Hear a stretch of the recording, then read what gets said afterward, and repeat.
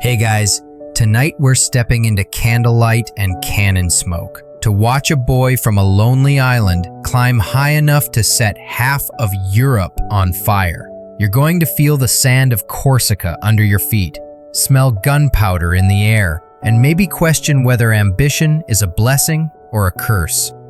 Napoleon Bonaparte. His name still sounds like thunder, doesn't it? But back then, he was just a quiet kid with too much pride and too little belonging. You'll see how being an outsider sometimes gives you the sharpest edge. So before you get comfortable, take a moment to like the video and subscribe, but only if you genuinely enjoy what I do here. And while you're at it, drop your location and local time in the comments.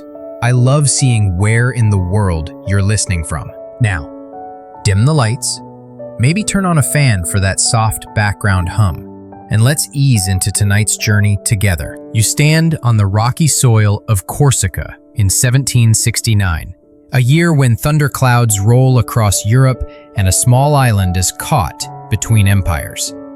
The Mediterranean wind smells of salt and rebellion. You're born into a minor noble family that's rich only in pride. Your father, Carlo Bonaparte, is an ambitious lawyer trying to curry favor with France's new rulers. Your mother, Letizia, is the spine of the family, stern, strong, the kind of woman who can give birth while cannon fire shakes the hills. Historians still argue whether she or the island itself forged your discipline. At home, you speak Corsican and Italian, not French. The new occupier's language sounds foreign in your mouth, and it will always carry a trace of that island roughness, a reminder you'll never quite belong. Even as a child, you're fiercely proud of Corsica's independence hero, Pasquale Paoli. For a while, you even dream of joining his cause against France. Ironically, that fiery local patriotism is what will one day make you master of the French nation itself. You learn early that the world doesn't hand out kindness. When you're shipped off to the mainland for education, your accent becomes a target. At school in Autun and later at Brienne, you're mocked by polished boys with powdered wigs and family names that open doors. They call you the little Corsican. You call them soft in your diary. You study while they gossip. You write about honor, destiny, and heroes who shape history with willpower alone. One night, under flickering candlelight, you read Plutarch's Lives and feel something awaken. You see Alexander, Caesar, Hannibal, all men who started small, hated the idea of being ordinary, and conquered anyway. The pattern is too perfect to ignore. You begin to imagine your own name printed beside theirs. Napoleone di Bonaparte, you write, testing how it looks on paper. It's almost too long for glory. Later, you'll trim it down, like a sculptor cutting marble. The young you is restless, sharp, and often brooding. Teachers note your intensity. One says your gaze could burn through the walls. You graduate from Brienne to the École Militaire in Paris, the elite military academy where noble birth usually counts more than brains.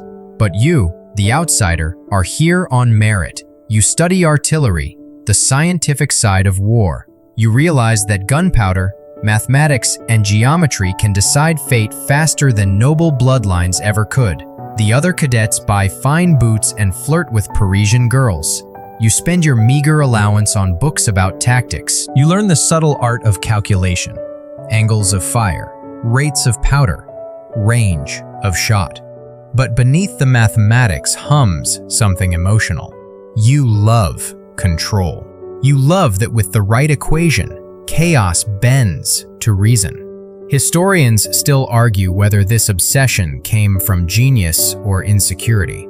Maybe both. By 16, you're commissioned as a second lieutenant in an artillery regiment, one of the youngest officers in the French army. You're short, skinny, slightly awkward, but already frighteningly serious. You write long letters to your brother Joseph about ambition and destiny.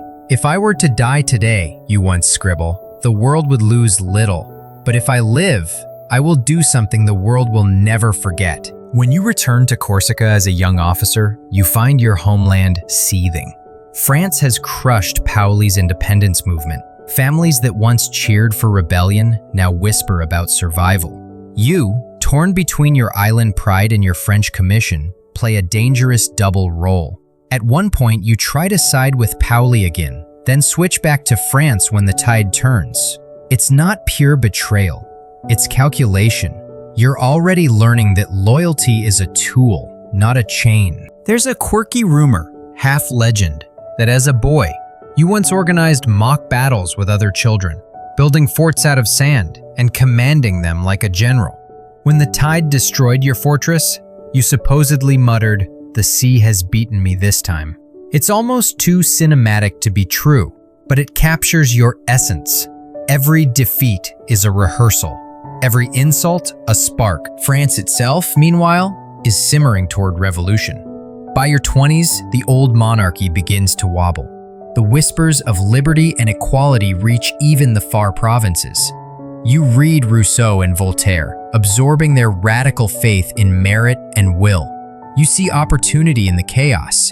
If the old order falls, then maybe a Corsican artilleryman can climb where no nobleman will stand. At this point, the world doesn't yet know your name.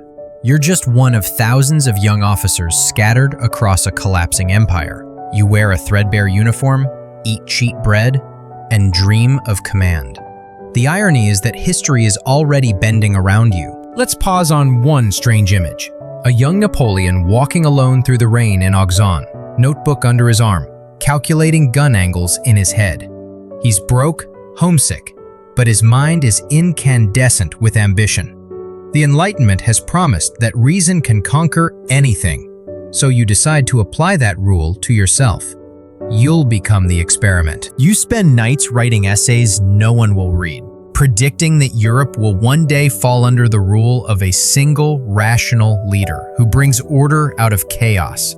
Strong government, you write, must spring from reason, not birth. The handwriting is uneven, but the vision is clear. You're writing your own prophecy. There's a saying from later years that you never really laughed, except in victory. But perhaps you did, quietly, at the irony of it all. The boy mocked for his accent will one day dictate peace to emperors in that same accent. Your father dies when you're still young, leaving debts and responsibility. You become the family's provider, sending money home when you can. The burden hardens you, chisels away hesitation. You begin to see life as a campaign, a series of objectives to seize before the enemy. Fate, poverty, mediocrity gets there first. By the time the Bastille falls in 1789, you're 20 years old, stationed in Valence, reading the news of revolution like it's a divine sign. The monarchy collapses, the nobility scatters, and suddenly merit, your secret weapon, matters. The army needs loyal, capable men who aren't tied to the old regime. You're exactly that. No one yet calls you genius. You're still just Bonaparte, the obscure lieutenant with the unpronounceable name. But inside, you've already written the script.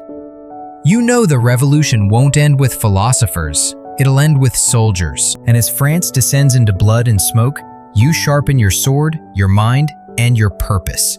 History is about to call, and you plan to answer with artillery. You arrive in mainland France like a stray piece of driftwood from a storm.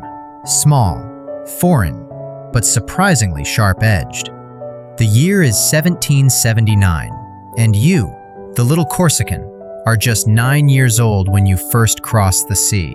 The ship's deck smells of pitch and salt, and the mainland rises before you like another planet.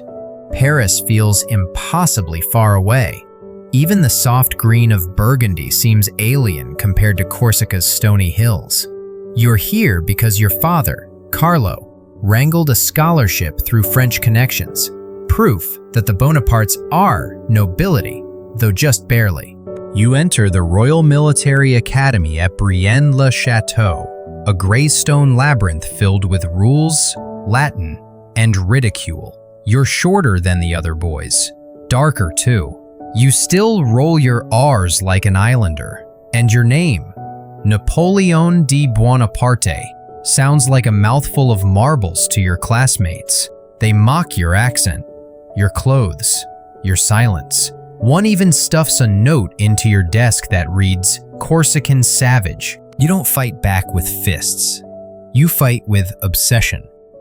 Every insult becomes a page in your mental ledger, a list of people to outperform. You study 12 hours a day, turning mathematics into a weapon. You memorize entire artillery manuals and devour Caesar's commentaries on the Gallic War. When others play, you walk alone in the academy gardens, muttering about destiny. The headmaster writes that you are serious to the point of sadness. He's not wrong. The only teacher who seems to understand you is a grizzled old artillery instructor named Coralio. He sees the spark behind your quiet demeanor. You will make a fine officer, he tells you once, if France does not eat you alive first. You file that away too. Even praise feels like a dare. At night, when the dormitory snores, you sketch fortifications in the margins of your notebooks, ramparts, moats, fields of fire. You dream not of the life of a soldier, but of command. You imagine entire campaigns across Europe, moving invisible regiments across candlelit maps. Your only real friend, Bourrienne, will later recall that you never laughed, only smirked, as though he knew something the rest of us didn't. Historians still argue whether this early intensity was a sign of genius or a symptom of loneliness, perhaps both. But at Brienne, the seeds of your method are sown. Study everything, rest rarely, and strike when others hesitate. By 15, your father's health begins to collapse, and the family's finances with it. You feel it keenly, the humiliation of sending letters home written on reused scraps of paper because you can't afford more. You start skipping meals to save money, but hardship only feeds the furnace. You begin to believe that poverty is the best tutor of greatness. It forces you to calculate, adapt, and above all, endure. When you graduate, your reward is a transfer to the École Militaire in Paris, the most prestigious military school in the country. Here, the noble sons of dukes and counts parade their wealth and titles. You, meanwhile, own one decent uniform, patched at the elbows. You arrive in 1784, the same year Benjamin Franklin leaves France after charming the court with American ideals. The Enlightenment still hangs in the air, buzzing with notions of reason and progress. You soak it in, even if the salons are closed to someone like you. In Paris, you specialize in artillery, the most mathematical and least aristocratic branch of warfare. You love it. Unlike cavalry or infantry, artillery rewards brains over birth.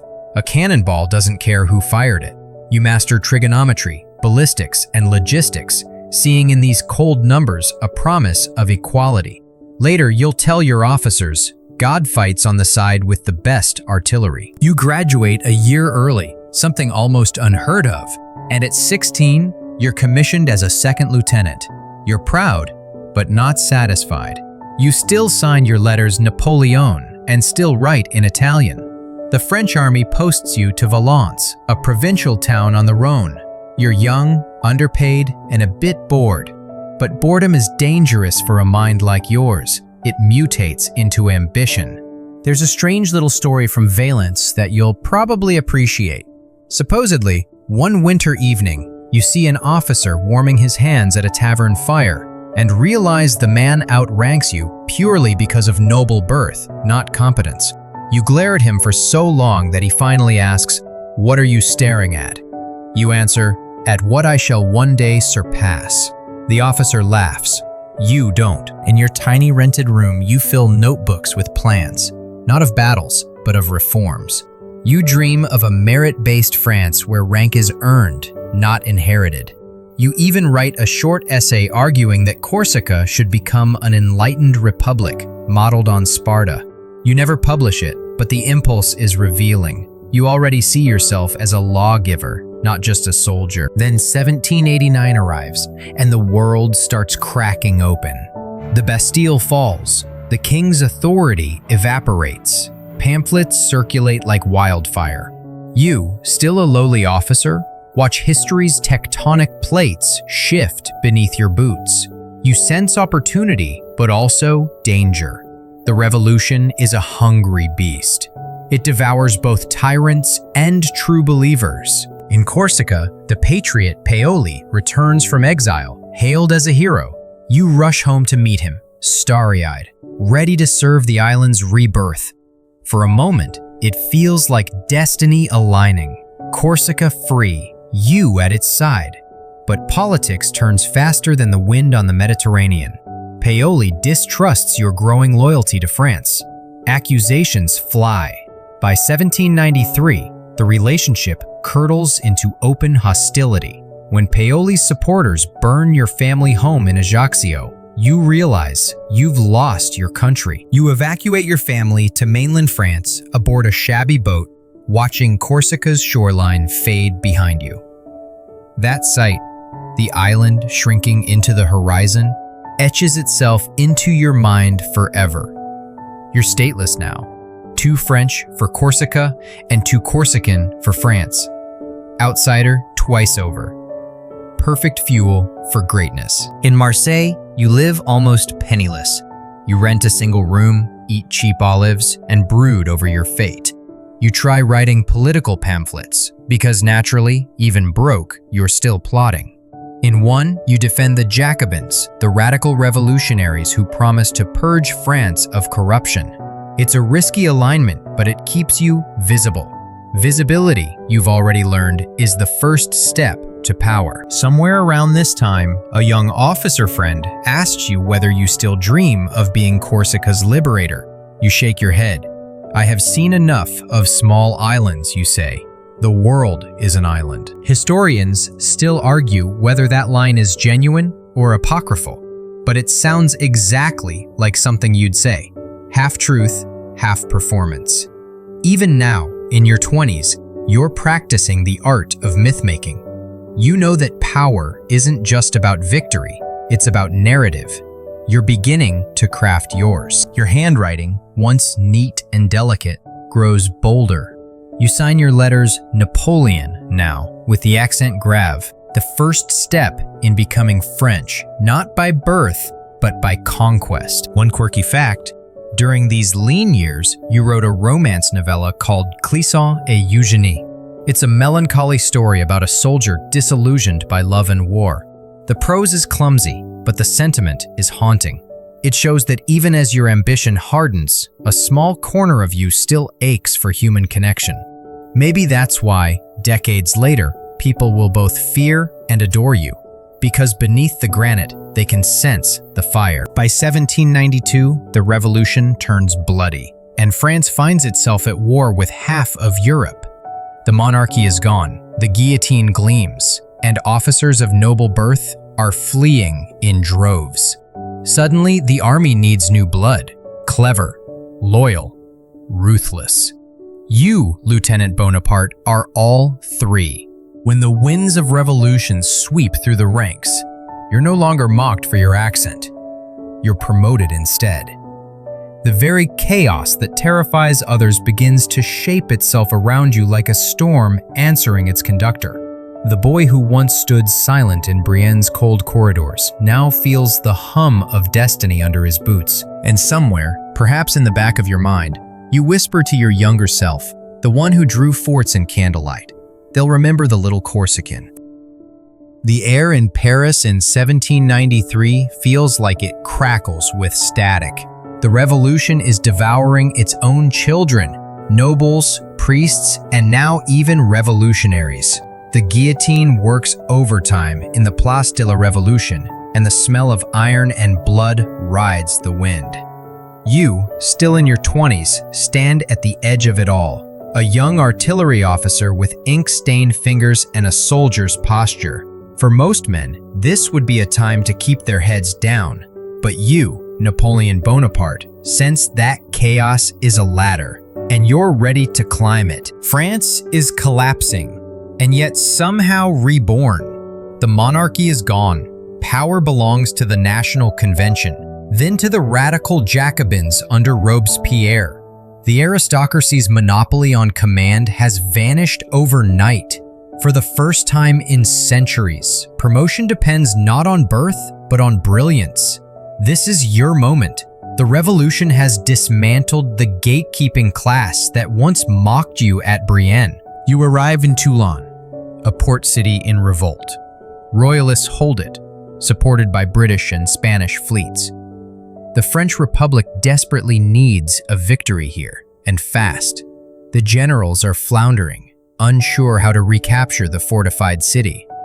You, just 24, see what they don't, a way to end the siege in one decisive stroke. You study the maps, pacing like a chess master eyeing a final move. Your plan is audacious. Instead of storming the city directly, you propose seizing a single hilltop fort, Fort Leguiet, that commands the harbor. Capture it, and you can turn its artillery on the British ships below. Everyone else thinks it's madness. You know it's mathematics. You calculate ranges, sightlines, and angles of fire until the geometry of victory is clear in your head. Historians still argue whether you were the first to suggest the idea or merely the one brave enough to execute it. But that's the thing about history. It remembers the man who acts. You lead the assault yourself. The scene burns into memory. Cannons thundering, smoke choking the air, soldiers stumbling through mud and fear.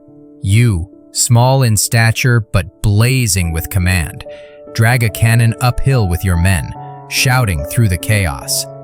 "Forward, my children!" you cry, your accent thick, but your conviction sharper than any blade. When the fort falls, you pivot the captured guns toward the harbor. The British fleet, unprepared for a French counterattack, reels. Ships catch fire. The enemy retreats. In a single week, you've flipped the war on its head. France hails you as the hero of Toulon. The government promotes you to brigadier general. Overnight, the little Corsican becomes a national name. That victory marks your transformation, from theory to practice, from dreamer to doer. The revolution has indeed opened its gates, and you stride through them like a man who's always known they were his. But fame in revolutionary France is a dangerous flame. Too bright, and it draws the guillotine. You're arrested once, accused of being too close to the fallen Robespierre. For days, you sit in a damp cell, waiting to learn whether you'll walk free or lose your head. You use the time not to panic, but to plan. When you're released, luck or fate, take your pick. You emerge with a sharper understanding of power. It's not just about strategy on the battlefield, but politics in the shadows. Still, the revolution remains your oxygen. For all its terror, it believes in talent. It gives men like you, poor, ambitious, dangerous, a chance to rise. You write to your brother Joseph, "Everything is possible to a man who dares." And you mean it. You start moving in Parisian circles, rubbing shoulders with the new elite, politicians, soldiers, opportunists. The air smells of coffee, gunpowder, and ambition. You meet Barra, one of the powerful directors running France's government after Robespierre's fall. He's shrewd enough to see your potential, and you're shrewd enough to know that alliances matter as much as artillery. It's during this volatile time that a royalist uprising threatens Paris. Thousands of insurgents march on the government. Barra, desperate, turns to you for help. You accept with characteristic calm and a hint of theatricality. You line the streets with cannons, load them with grape shot, and wait for the crowd. When they surge forward, you give the order. The blast shreds the charge in seconds. Later, you'll dismiss it with a cold phrase that becomes legend. A whiff of grape shot. That single moment saves the Republic and launches your political career. Barras rewards you with command of the Army of the Interior and an introduction to a certain widow named Josephine de Beauharnais. But that's a story for later. For now, you're still the man of action, riding the momentum of revolution itself. Your rise is meteoric, and you know it. One night, as you look out across the city from your small apartment, the lights of Paris flicker like embers from a forge. You whisper to yourself, "Power is my mistress."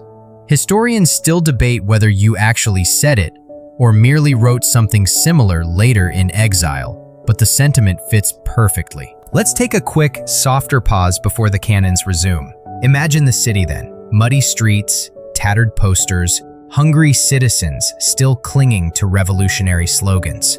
France is technically a republic, but in practice, it's a mess, a kaleidoscope of factions and betrayals. You walk through that chaos as if immune, focused only on momentum. A quirky detail? You once published a pamphlet defending the Jacobins and their strict virtue through terror. It was called Le Super de Beaucaire. Not exactly light reading, but it impressed the right people. It showed that you weren't just a soldier. You could also shape ideology when it suited you.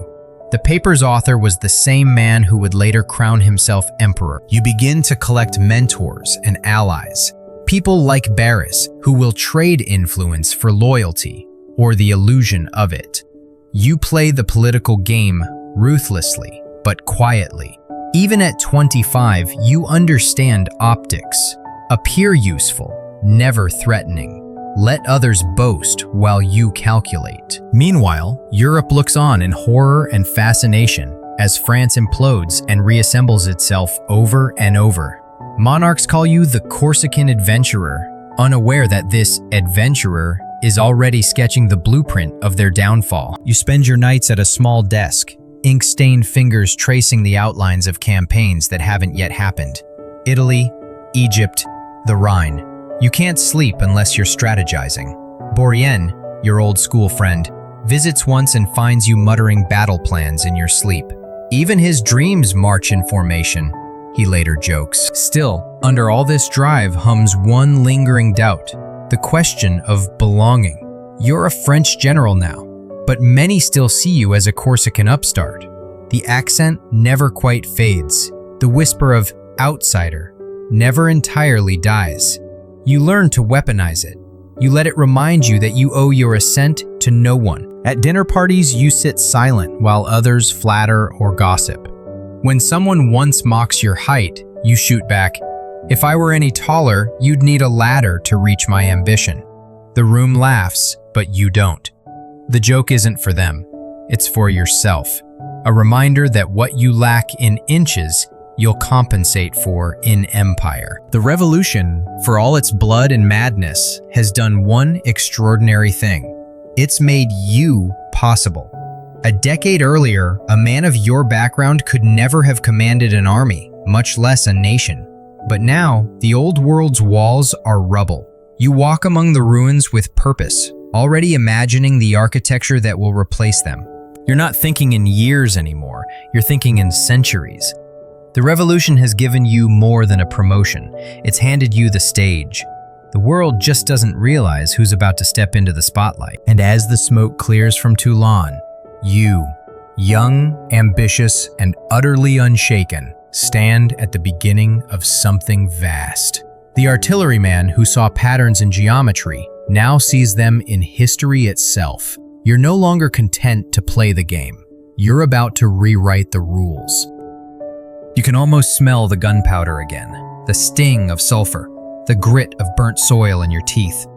Toulon is still fresh in your memory, the clamor, the chaos, the surge of victory that felt like lightning through your veins.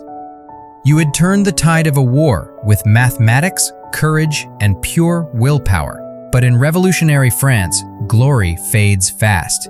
Yesterday's hero is tomorrow's traitor. You know this. That's why you don't rest. It's 1793, and France is a storm in human form. Executions, conspiracies, and armies marching in every direction at once. You, Brigadier General Napoleon Bonaparte, are only 24, and yet already you move like someone older, harder, carved from calculation.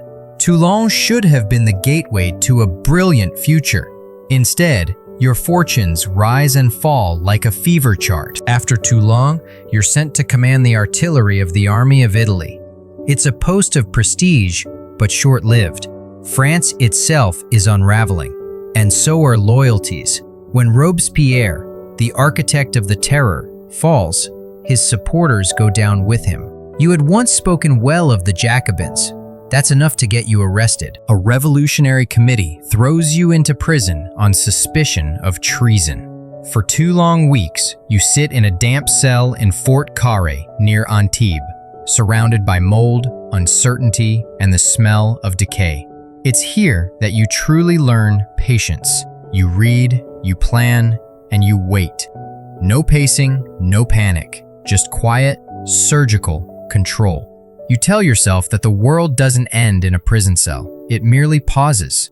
Historians still argue whether you bribed your way out or simply benefited from the chaos that followed Robespierre's execution. Either way, you walk free. And when the cell door slams shut behind you, you promise yourself never to be at anyone's mercy again. Paris, meanwhile, is feverish. The revolution's ideals have curdled into exhaustion. You arrive there half-starved, living on borrowed francs and ambition. You start to haunt the offices of the Committee of Public Safety, trying to catch someone's attention. It's there that you meet Paul Barras, a political survivor with the instincts of a shark. He notices your sharpness, your confidence, and, above all, your usefulness. You notice his need for men who can deliver results. For a time, you fade into the bureaucratic machinery of revolutionary France. You draft reports, sketch maps, and wait.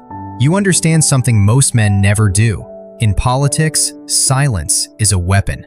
The less you reveal, the more others project onto you. Then, in October 1795, Paris erupts again. The royalists, those ghosts of the old regime, gather thousands of men to overthrow the government. The Directory, the shaky executive body running France, panics. Barras, now one of its members, remembers you. He needs someone to defend the revolution. You need a stage. The meeting is brief. Barras asks, "Can you stop them?" You reply, "Give me guns." You requisition artillery and position it at key crossroads. The royalists pour into the streets shouting, "Long live the king!" You watch their approach from horseback, rain dripping off your hat brim. When they come within range, you give the order, one crisp word: fire. A thunderous roar. Grape shot tears through the crowd, shredding the front ranks. Smoke rolls down the boulevard. Screams echo off the stone walls. In a few brutal minutes, the rebellion collapses. Later, you'll call it a whiff of grape shot. The phrase will travel across Europe, half horror, half admiration. The Directory is saved. France breathes again. And you, the man of the hour, are rewarded with command of the Army of the Interior. You've gone from prisoner to savior in a single year. But it's not just politics that shifts your fate. It's chance, dressed in silk. At a reception soon after the uprising, you meet a woman named Josephine de Beauharnais. She's graceful, charming, and slightly older than you. Widowed, well-connected, and known to Barras. You're instantly intrigued. She smells of perfume and danger. You lend her your protection. She lends you her reputation. It's a transaction that turns into infatuation. Within months, you marry her.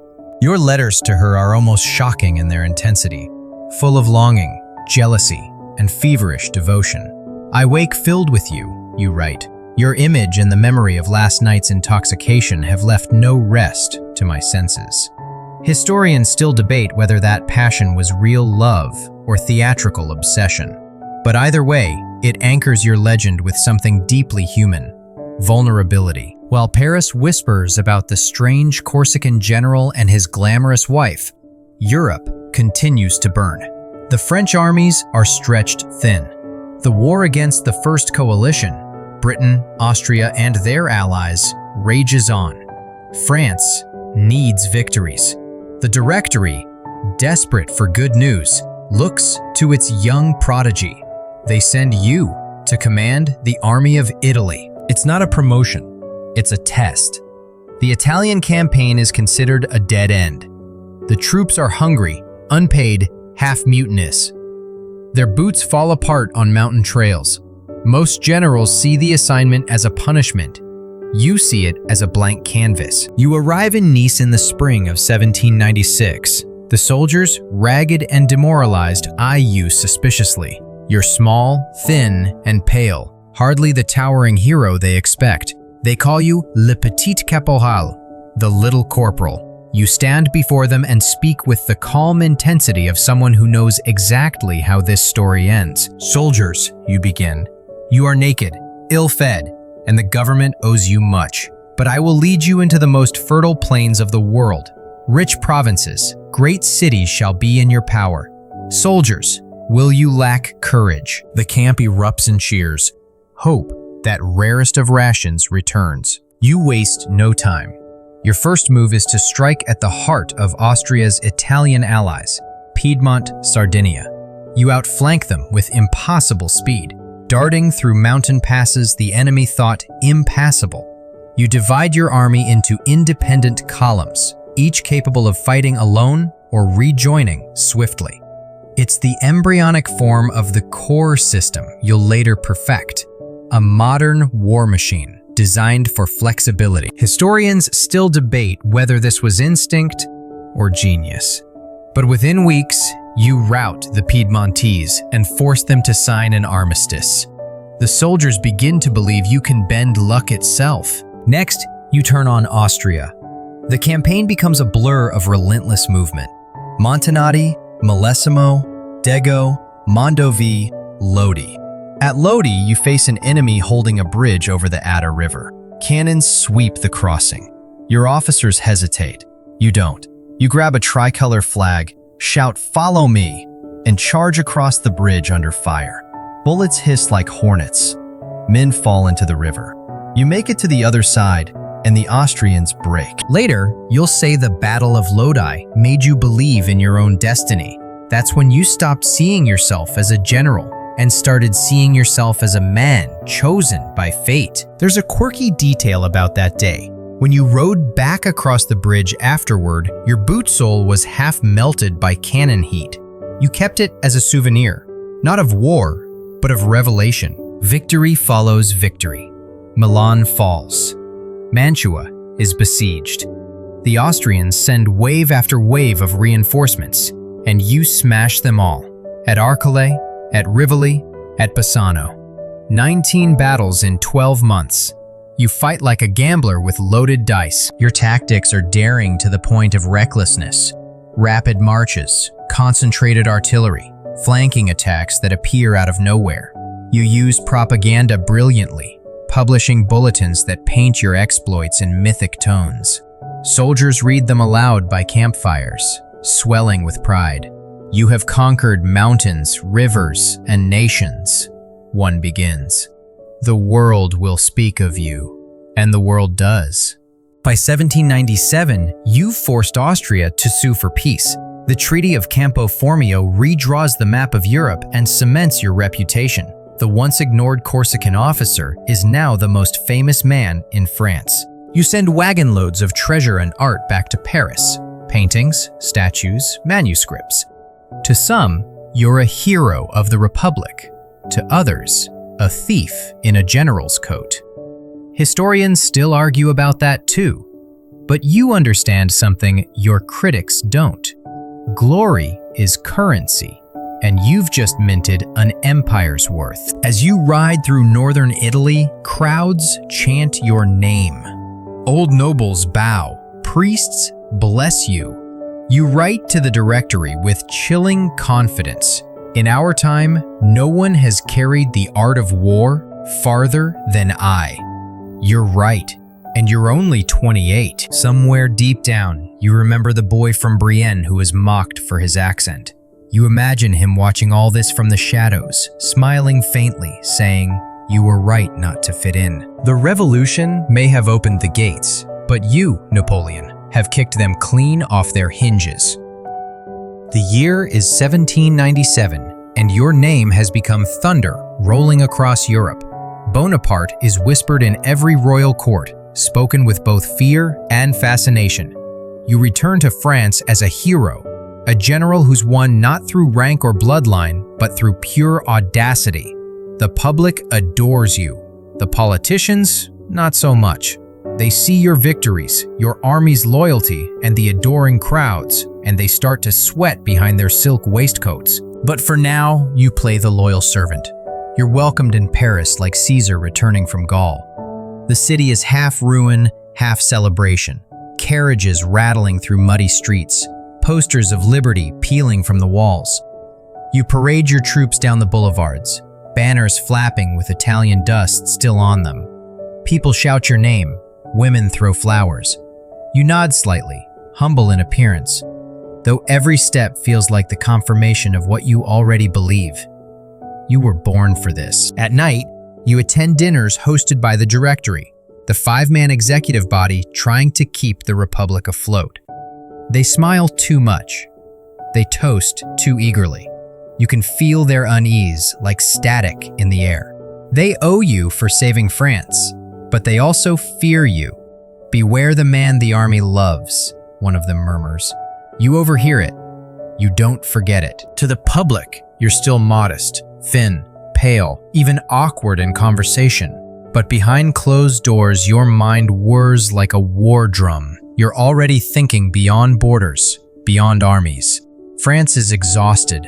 Europe is still monarchic, waiting to be remade. And you're certain that if the old world needs demolition, you'll bring the dynamite. Meanwhile, Josephine flourishes in Parisian society. She hosts salons full of poets, politicians, and scandal. You're both fascinated and frustrated by her. You send her letters from every front, ardent, jealous, sometimes unhinged. "I love you as a madman, as the atmosphere must love the planet it surrounds," you write. She responds, politely, sometimes perfunctorily. Rumors reach you that she entertains admirers while you're away. It burns. But you also realize something else. She's your link to the social elite, the smooth facade over your rough Corsican ambition. Love and calculation blur together until even you can't tell them apart. In 1798, opportunity knocks again. But this time, it's not Italy, it's Egypt. The Directory fears you're becoming too powerful at home. Their solution? Send you far, far away. But they underestimate your appetite for destiny. You don't see exile, you see empire. Egypt is the keystone of the world, or so you believe. Conquer it, and you can threaten Britain's trade route to India. Strike at the richest empire on earth, and maybe carve out your own Eastern Dominion. You pitch the campaign as both military and philosophical. "We go to enlighten the East," you declare. You take with you not just 35,000 soldiers, but also 167 scientists, engineers, and artists, the savants. They'll study, document, and civilize. In your mind, conquest and enlightenment are twins. Historians still argue whether that made you visionary or delusional. You set sail from Toulon with a vast fleet. The journey is long, suffocating, and hot. The Mediterranean sun beats down like judgment. Soldiers play cards on deck while scholars sketch the constellations. You pass Malta and seize it from the Knights of St. John in a single day. The island's fortress yields to your artillery as easily as paper. You write home, "Europe is a molehill. All great glory is in the east." When your fleet reaches Alexandria, the city glimmers in the heat like a mirage. You disembark in the dead of night and march your troops inland through blinding sandstorms. The men suffer thirst, heat stroke, and swarms of insects. But you march with them, sharing their canteen water, sleeping on bare sand. It's part leadership, part performance, and it works. The soldiers start calling you the Little Corporal again, the affectionate title that means you're one of them. Then comes the Battle of the Pyramids. You face the Mamluks, elite cavalry armed with curved sabers and centuries of arrogance. They charge across the desert, their armor flashing in the sun. You form your men into massive hollow squares, artillery at the corners, infantry bristling with bayonets. The cavalry smashes against your geometry and shatters. "From the heights of these pyramids," you shout, 40 centuries look down upon you. The line will echo through history. Part myth, part morale booster. The victory is stunning. Cairo falls. Egypt is yours, or so it seems. But the gods of fortune are fickle, and one of them sails under the Union Jack. While you're busy conquering land, Admiral Horatio Nelson finds your fleet anchored at Aboukir Bay. The ensuing battle is catastrophic. Nelson's ships annihilate your navy, burning the horizon for hours. You lose everything: supplies, communication, any hope of return. You are stranded in Egypt, a general without a fleet, a conqueror cut off from home. Historians still argue what you felt that night, watching the horizon glow red. Some say you stared silently for hours. Others claim you muttered, "We have lost the sea, but gained the land." Either way, you pivot fast. You declare the expedition a civilizing mission. The scientists set up the Institut d'Egypte, a makeshift academy where they study everything from hieroglyphs to crocodiles. The soldiers grumble, but discoveries are made, the Rosetta Stone among them. You've lost a fleet, but you've accidentally given birth to modern Egyptology. Still, Egypt becomes a mirage, beautiful, fleeting, unsustainable. Disease ravages your troops, supplies run low, the locals rebel. You crush uprisings with brutal efficiency, but the cost in lives is staggering. Back in Europe, things have shifted again. The Directory is losing control. France's armies are faltering, coalitions are reforming. You realize you're needed back home, and that this desert dream is done. In 1799, you leave your army behind, a decision that will haunt you, and slip back to France aboard a fast frigate, dodging British patrols. It's a reckless, almost suicidal journey. When you land, the public greets you as if you'd never lost a ship. France, starved for heroes, chooses to remember the pyramids, not the disaster. Paris feels small now. The government is paralyzed by corruption. The people are weary of chaos. You see the same opportunity you saw years ago in Italy.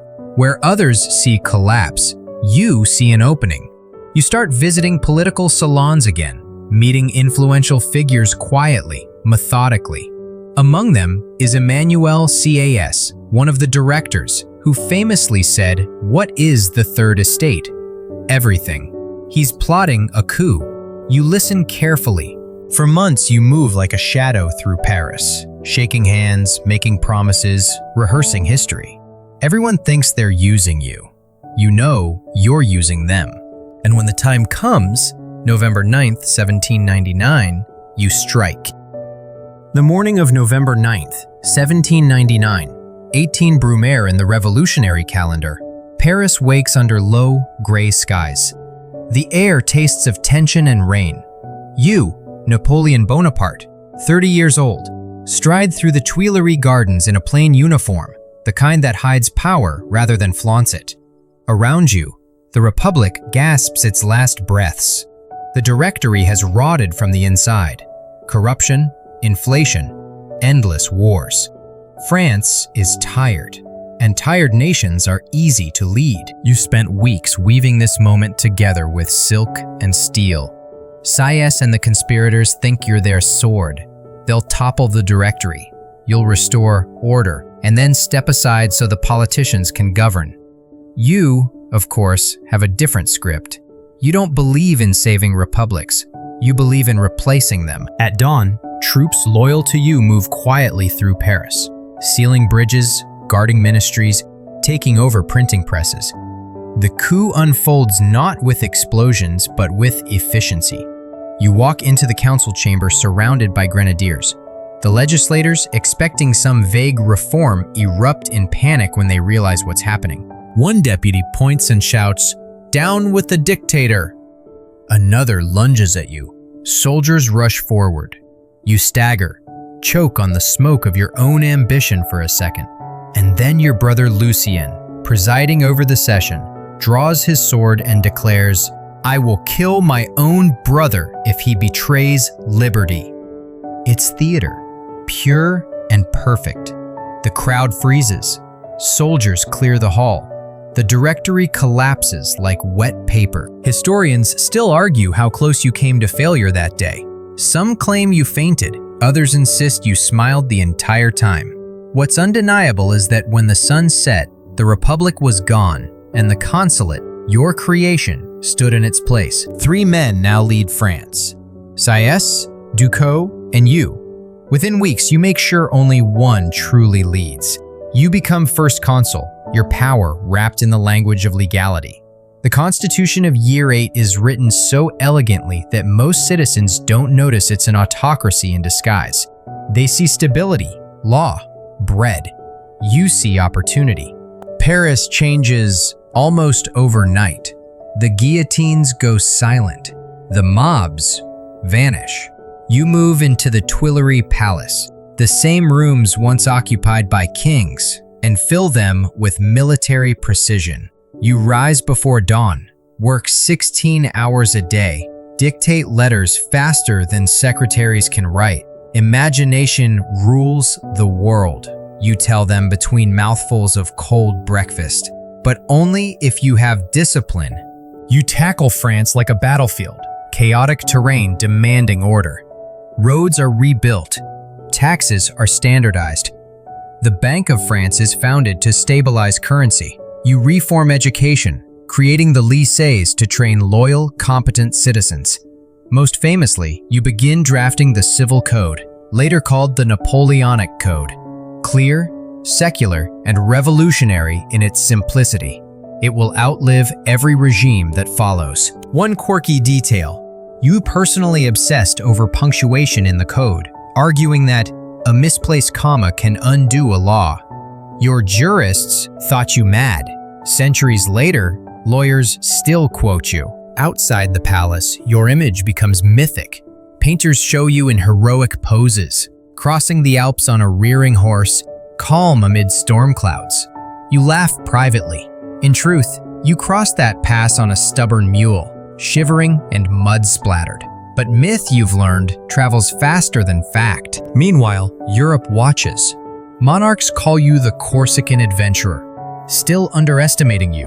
You smile and sign peace with Austria in 1801, then with Britain in 1802. For the first time in a decade, France knows peace. The people adore you for it. Even your critics admit you've done what no revolution could: make France functional. But peace never satisfies you. It's merely intermission. Inside your mind, plans multiply. An empire of roads, canals, colonies. You speak of glory as if it's oxygen. At one council meeting, when a minister cautions restraint, you reply, "The word impossible is not French." It becomes legend, tattooed onto the soul of a nation that's forgotten how to dream. Josephine drifts through this new era like a ghost of elegance.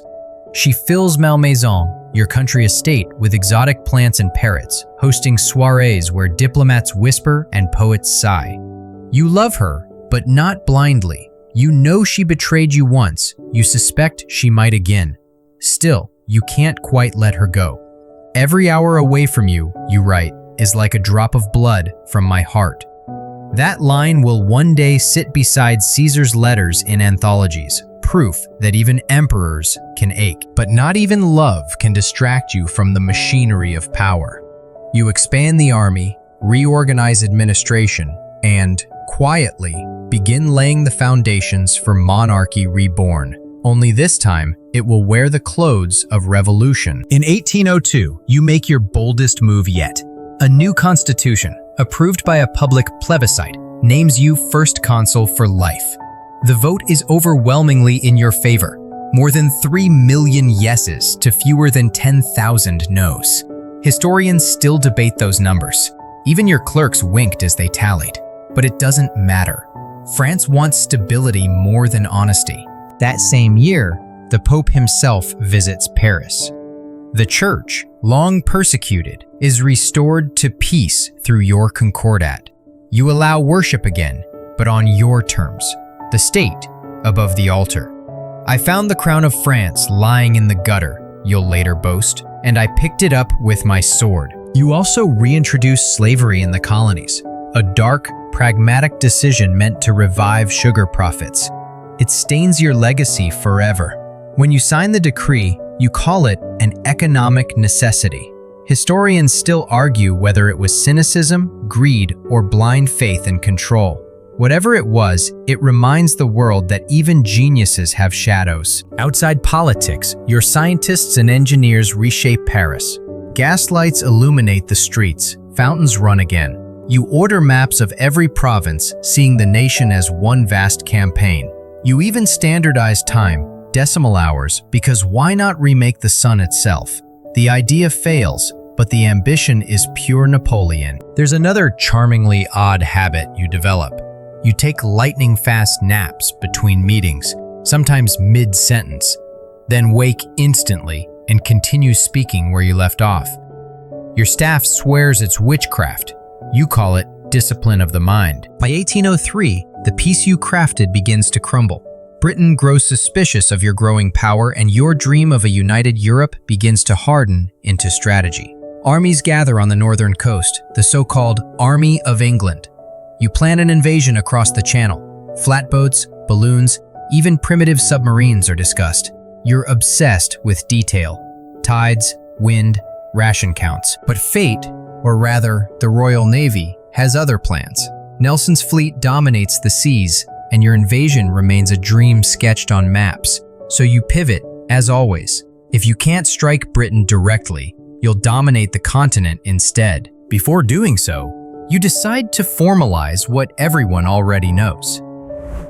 On December 2nd, 1804, in the glittering Cathedral of Notre Dame, surrounded by bishops, diplomats, and every ounce of gold Paris can muster, you crown yourself Emperor of the French. Literally, crown yourself, snatching the diadem from the Pope's hands and placing it on your own head. The crowd gasps. The symbolism is clear. You owe your throne to no one, not even God's representative. Josephine kneels next, tears glinting in her eyes. You crown her too, gently, and for a moment the room feels almost tender. Outside, cannons boom 21 times. France is an empire again. Historians still debate whether that act, crowning yourself, was arrogance or genius. But deep down, you know what it really was. Closure. The boy who once stood mocked at Brienne now sits higher than kings. You've rewritten destiny in your own handwriting. That night, Paris glows with fireworks. The city that once cheered liberty now cheers empire. And you, standing at your window in the Tuileries, look out over the lights and whisper, "Everything I have done so far is only the beginning." You're not wrong, because beyond those flickering lights lies Europe, waiting, trembling, daring you to try. You wake before dawn, long before the city stirs. Outside the Tuileries, the winter air bites through the silence. A coach horse stamps on the cobblestones.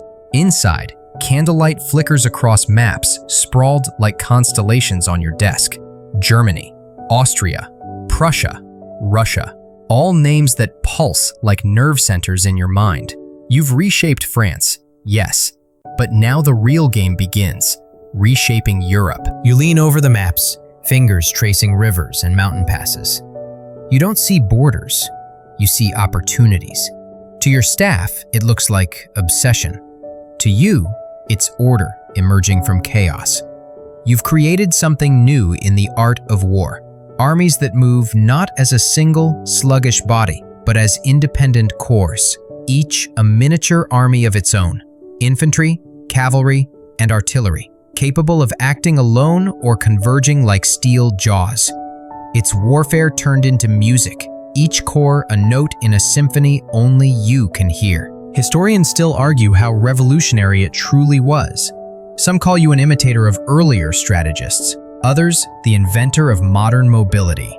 But every general after you, German, Russian, American, will copy your blueprint. The first test comes soon. In 1805, the Third Coalition forms, Britain, Austria, and Russia. Tired of your growing empire, they call you a usurper, a parvenu in a borrowed crown. You smile at that. Let them come. While they gather, you move with terrifying speed. From the invasion camps at Boulogne, you redirect 200,000 men eastward in less than 3 weeks. The march across Europe becomes legend. Columns of men in blue coats and white breeches, drums beating through frost and mud. Peasants along the roads watch in awe as an army larger than any seen since Rome flows past like a living river. At your side rides Marshal Berthier, your ever-precise chief of staff. Together, you choreograph movements that others can barely comprehend. One must not fight many, you murmur, until one has divided them. And divide them you do. At Ulm, you encircle an Austrian army before it even realizes you're there. The surrender is bloodless. 30,000 prisoners, 2,000 wagons, and the world's attention. You ride through the captured camp, soldiers cheering, and quip dryly, "Another lesson in the geometry of war." But it's only a prelude. The true test awaits near a small town in Moravia, Austerlitz. It's December 2nd, 1805, exactly 1 year after your coronation. Dawn rises through mist, and frost clings to the grass like powdered glass. Across the valley, the combined armies of Austria and Russia, over 85,000 men, glitter in their ranks. You have 65,000. The odds seem grim. You act delighted. You deliberately weaken your right flank, inviting the enemy to attack it. When they do, their center stretches thin, exposed. You unleash your reserves through the fog like a guillotine blade. One sharp blow, you whisper, at the right place. The trap snaps shut. The Allied center collapses. Sunlight breaks through the clouds, striking the field in golden rays. You turn to your marshals and say, "1 hour of this sun is worth 10 years of life." The phrase will outlive you. The victory is absolute. Thousands captured. Europe stunned. You're 36 years old, and already legends compare you to Alexander and Caesar. The Holy Roman Empire itself dissolves soon after, a ghost swept aside by your will. Back in Paris, bells ring for days. You issue proclamations of peace, though everyone knows you're just catching your breath. Statues rise, coins are minted, and painters immortalize you as the calm center of the storm. But for all your genius, something else grows in tandem with glory. Hubris. You start to believe not just in strategy, but in destiny. The world, you think, is a chessboard, and God your silent ally. Yet even gods have rivals. In 1806, Prussia steps forward, arrogant and unprepared. You annihilate them in 3 weeks, Jena and Auerstadt, double victories on the same day. You enter Berlin as conqueror, riding past the statue of Frederick the Great. Someone says you look like a man greeting his own reflection. There's a quirky story from that day. You pause in Frederick's old study, pick up the dead king's snuff box, and whisper, "If he were alive, we'd understand each other." You pocket the box and keep it for years. By 1807, Russia joins the fray. The campaign is brutal. Mud, frost, and blood mixing into the same gray paste. At Eylau, you fight in a blizzard so thick, men can't see the color of their own uniforms. It's your first indecisive battle, and you feel it like a wound. You walk the field afterward, boots sinking into snow-stained pink. "This is not war," you mutter. "This is murder." Historians still debate that line. Some say remorse, others performance. Either way, you regroup, strike again, and crush the Russians at Friedland months later. Tsar Alexander, young and ambitious, sues for peace.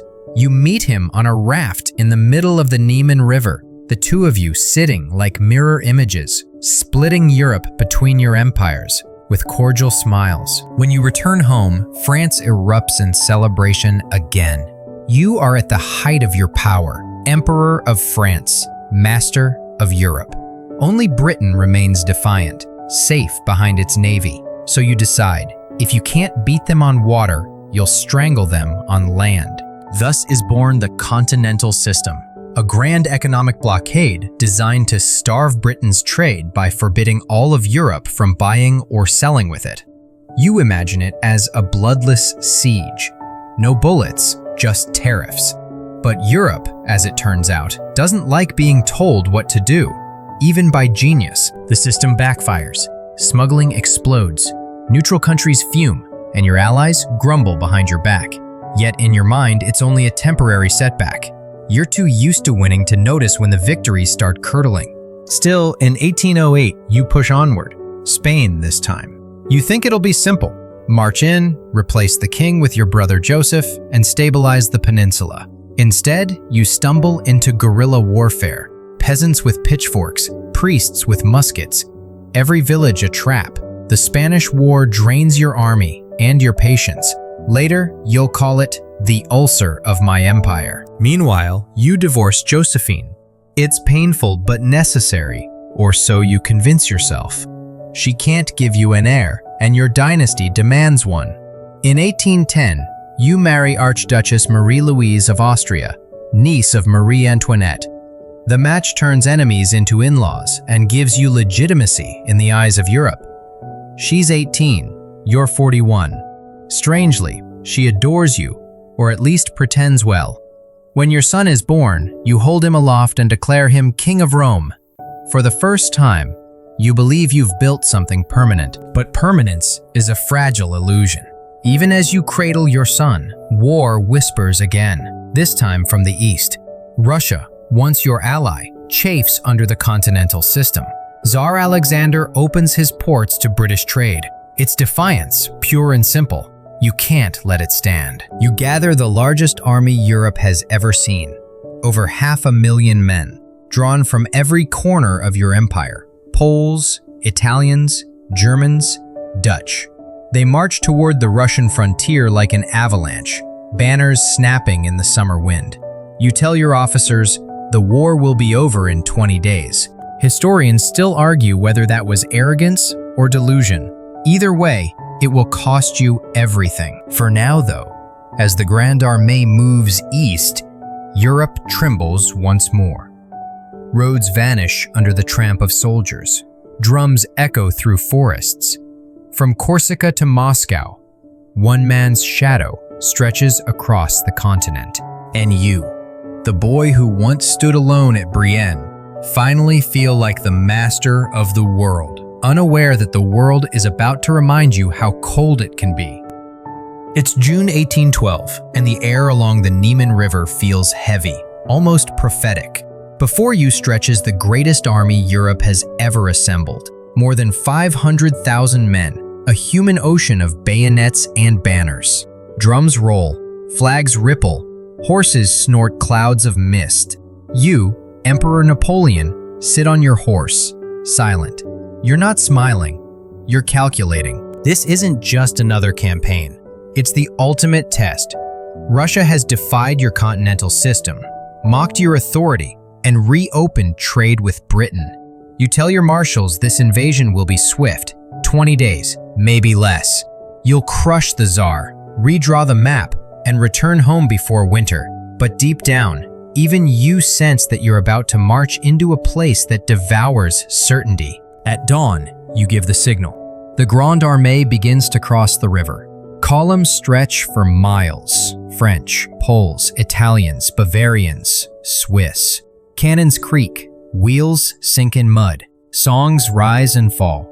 From above, it looks like an entire civilization on the move. Historians still argue why you really invaded. Was it punishment for defiance? A desire for domination? Or just your own myth demanding a new mountain to climb? Maybe it was all three. What's certain is that the Russian campaign becomes the hinge on which your fate swings. The first days go smoothly. You capture Vilnius, push deep into Russian territory, expecting battle. But the Russians keep retreating, burning crops, poisoning wells, leaving nothing. It's war by subtraction. You call it cowardice, they call it patience. The land itself seems to turn against you. You press on. The summer heat thickens. Roads dissolve into dust, then into mud after sudden rains. Horses die by the hundreds. Wagons sink axle deep. Soldiers drop from exhaustion or disease. Yet you ride ahead, convinced that speed will break resistance. The Russians will make peace once we take Moscow, you tell your staff. The words hang in the air like a prayer. Then comes the first major clash, Smolensk, August 1812. The city burns under your artillery. You win, technically, but at staggering cost. Thousands lie dead amid smoke and charred ruins. You walk the battlefield, face expressionless. "One must use men as one uses iron," you murmur. "Wear it out, then replace it." Even your marshals glance away. And still, the Russians retreat. Each step forward feels like walking deeper into a mirage. Your supply lines stretch hundreds of miles. Food dwindles. Horses eat bark. Men loot villages for rye flour and raw potatoes. Yet discipline holds, barely, because you hold it. Finally, in early September, the Russians stop running. They take a stand near the village of Borodino, just west of Moscow. You've never seen such fortifications, miles of earthworks and gun batteries.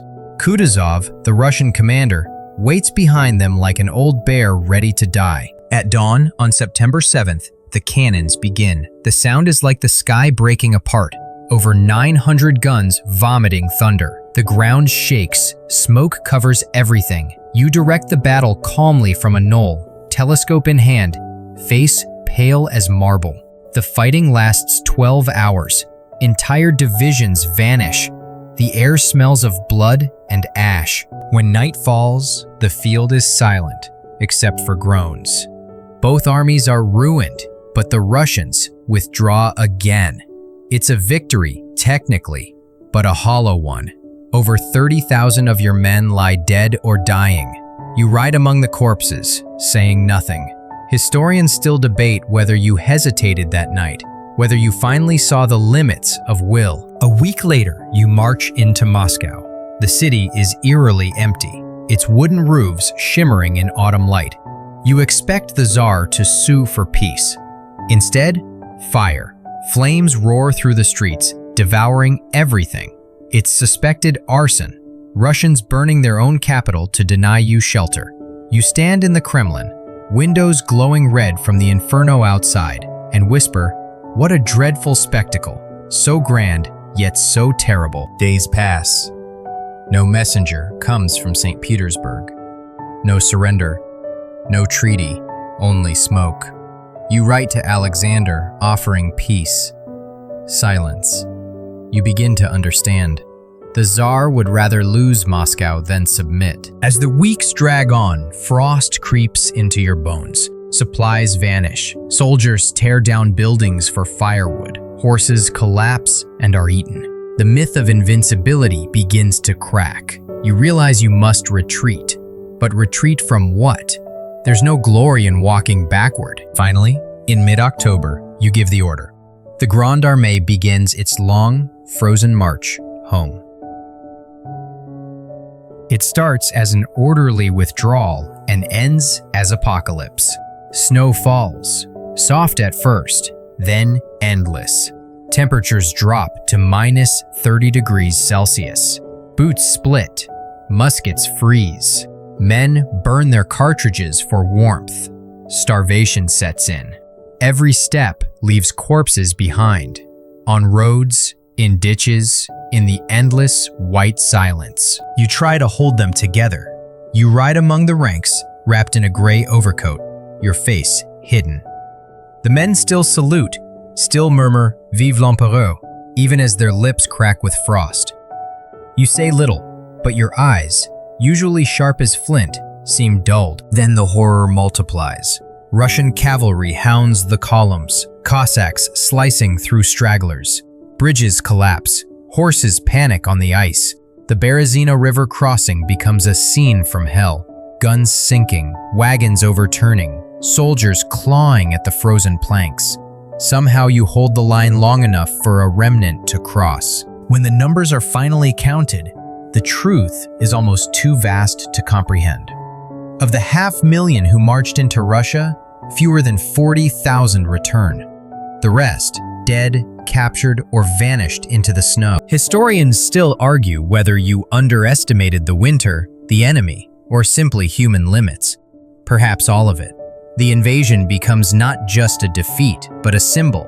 The moment when your legend meets reality, and reality wins. And yet, even broken, you remain dangerous. You hurry back to Paris, leaving the shattered army behind. The people, unbelievably, still cheer when you appear. "The emperor is safe," they cry. They need to believe that if you survived, France can too. Behind closed doors, you work like a man possessed. You rebuild the army from teenagers and old men. You raise 300,000 new troops in months. You can lose battles, you tell your ministers, but not time. The rest of Europe, smelling blood, forms the sixth coalition: Britain, Russia, Prussia, Austria, Sweden. They promise to end your empire once and for all. You smile grimly. They think they will bury me, you say.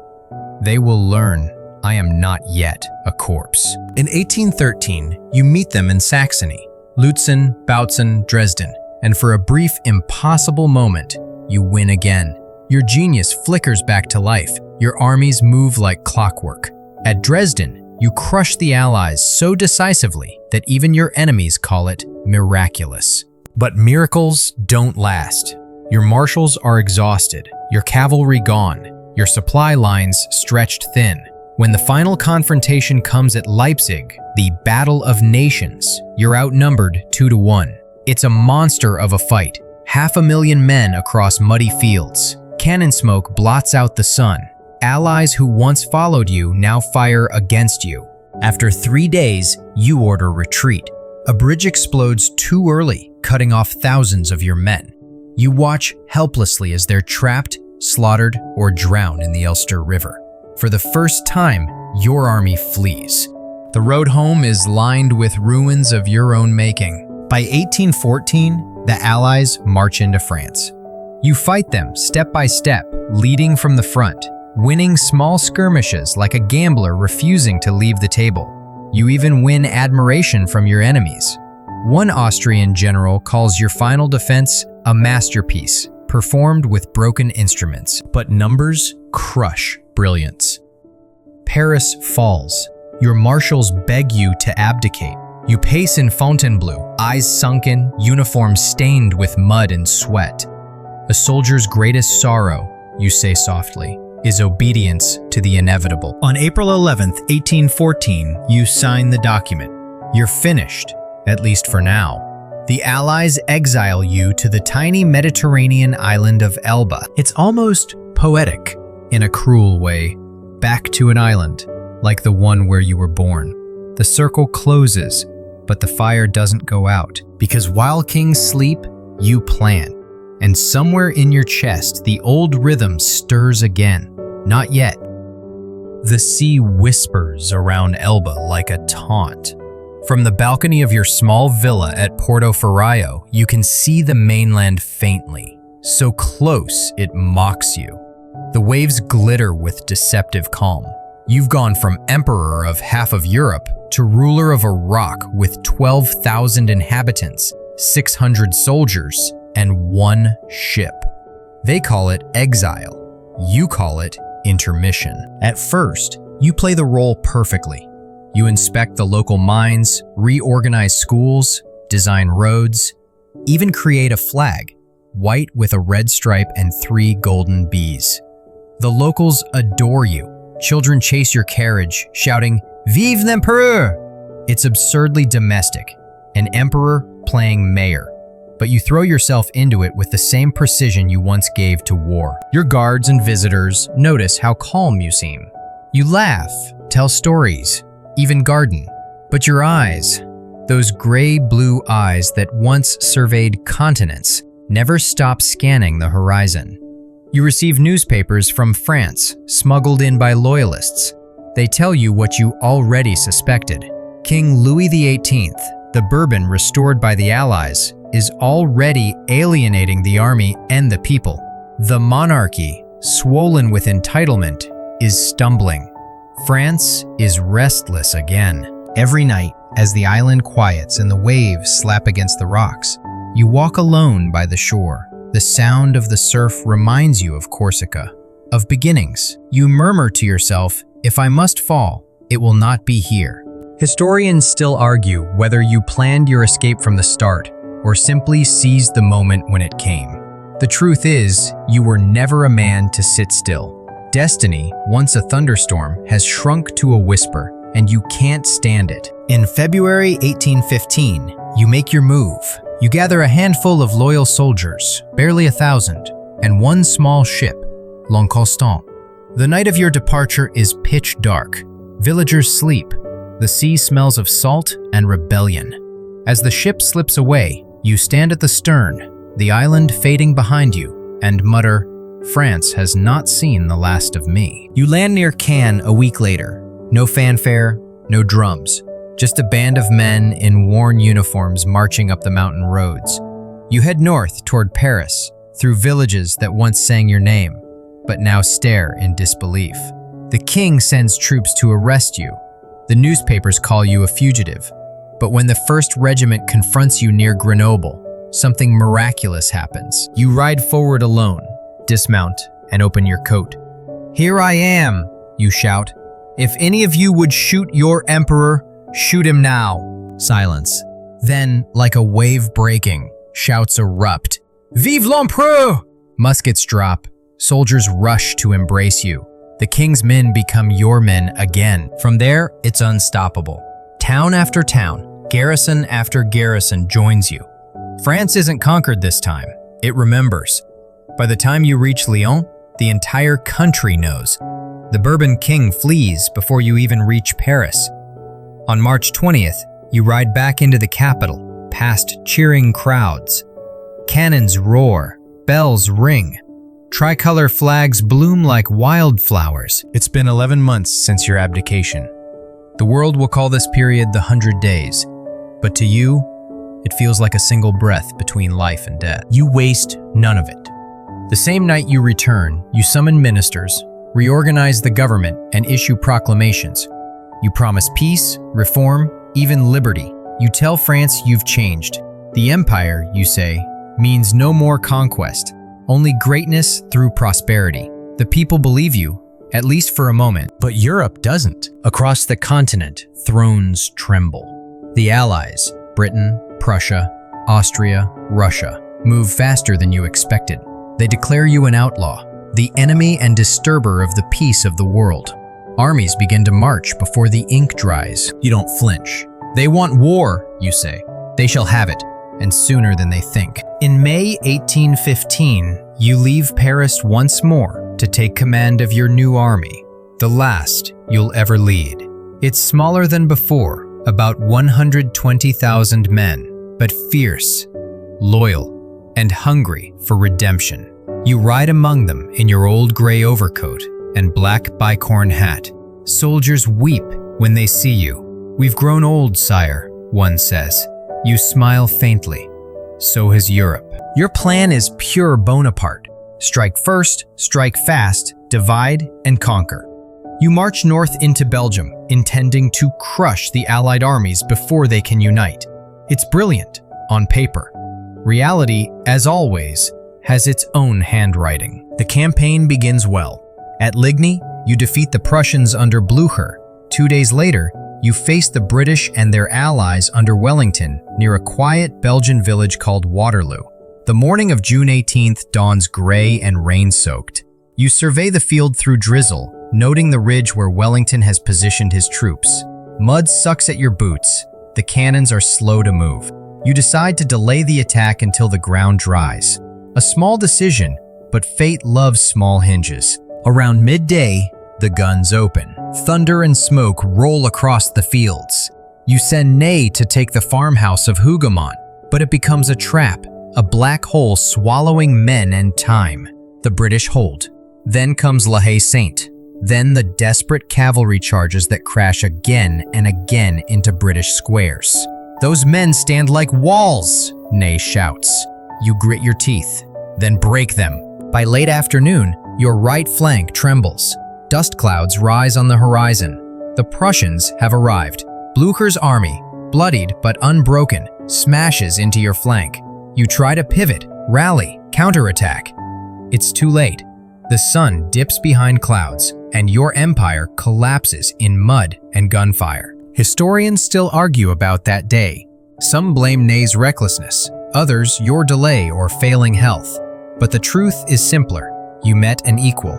Wellington, steady and unshakable, absorbed your blows and waited for the storm to spend itself. By nightfall, it's over.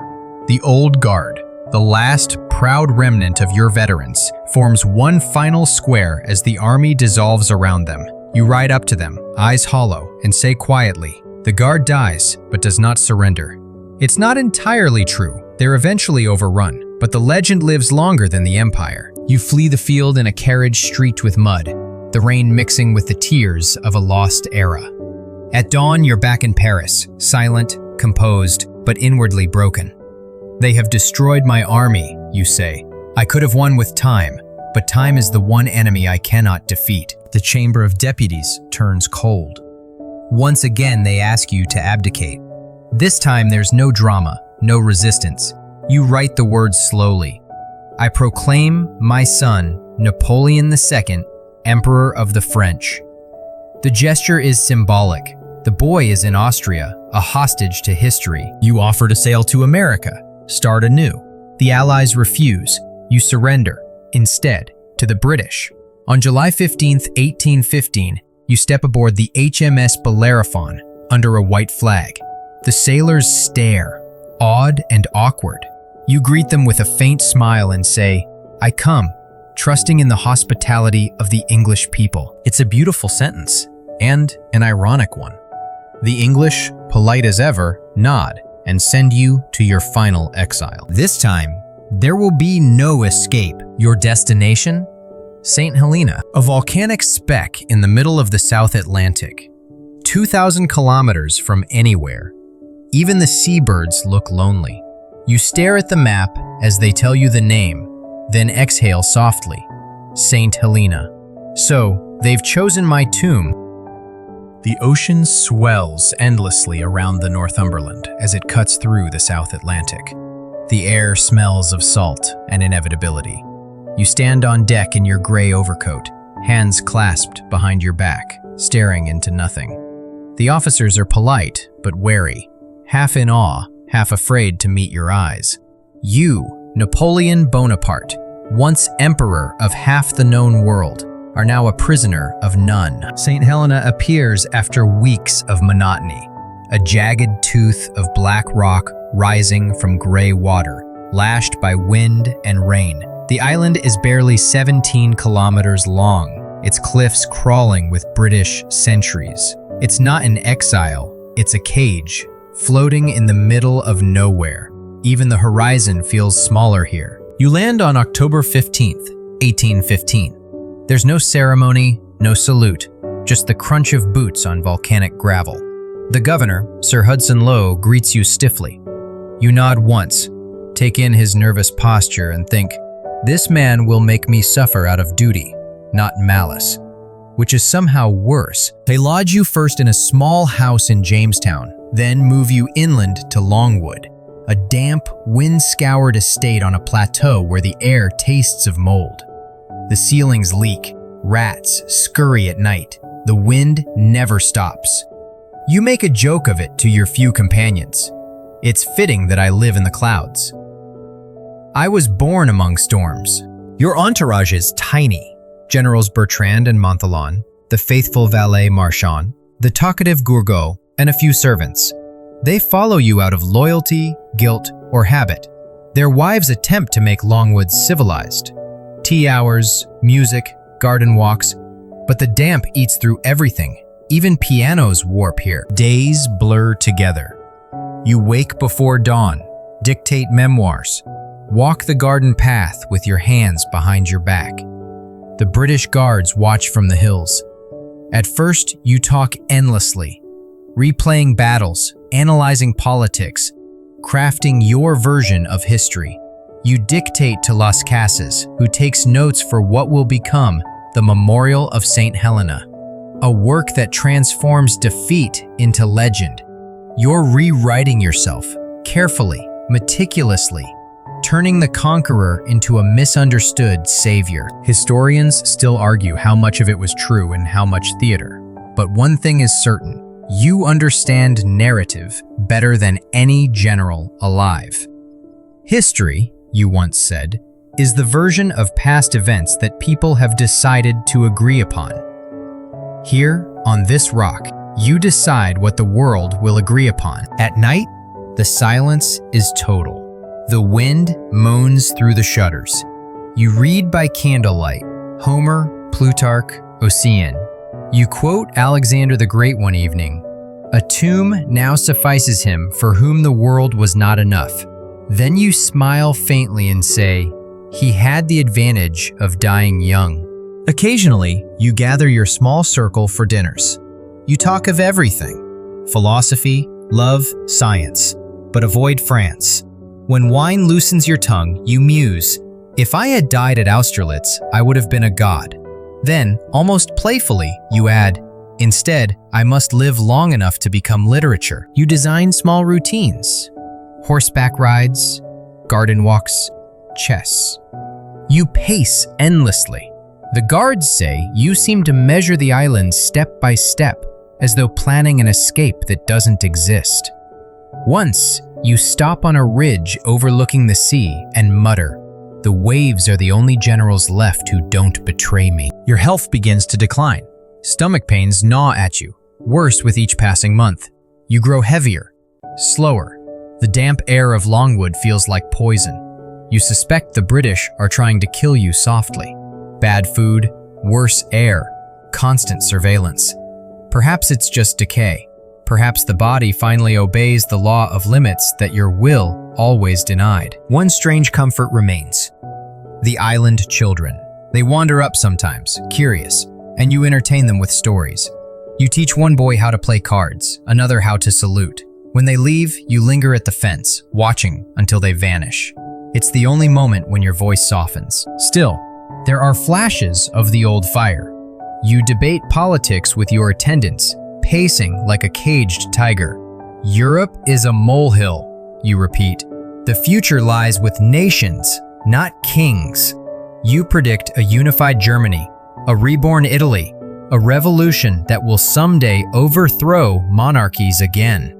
You're wrong about some details, right about others, but always certain. In one of your last written notes you scrawl, France, Army, Josephine.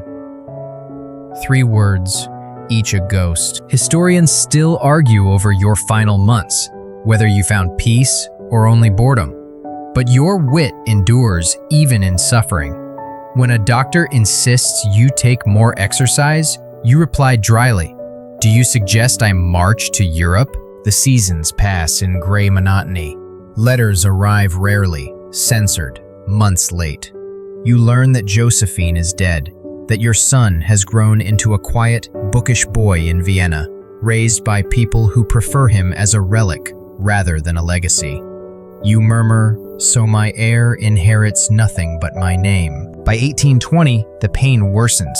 You can barely eat. The governor grows nervous. He doesn't want a corpse that might spark a legend, though it's far too late for that. Your doctors argue, ulcer, liver disease, poison. You stop listening. You tell Marchand, "They'll perform an autopsy on my ambition, not my stomach." You dictate your will in April 1821. It's long, detailed, and oddly practical. Gifts to servants, money for veterans, instructions for your burial. "I wish my ashes to rest on the banks of the Seine," you write, "in the midst of the French people, whom I loved so well." Then, almost as an afterthought, you add, "I die before my time, murdered by the English oligarchy and their assassins." Whether you believe it or not, you know it will sting them for centuries. The last week of your life passes in fever and murmured memories. You drift between lucidity and dreams. Sometimes you're on a battlefield again. Austerlitz, Arcole, Rivoli, calling out orders that echo only in your mind. Sometimes you whisper names: Josephine, France, Eugene, Paris. May 5th, 1821. The island is drenched in mist. You open your eyes for the last time around 5:49 p.m.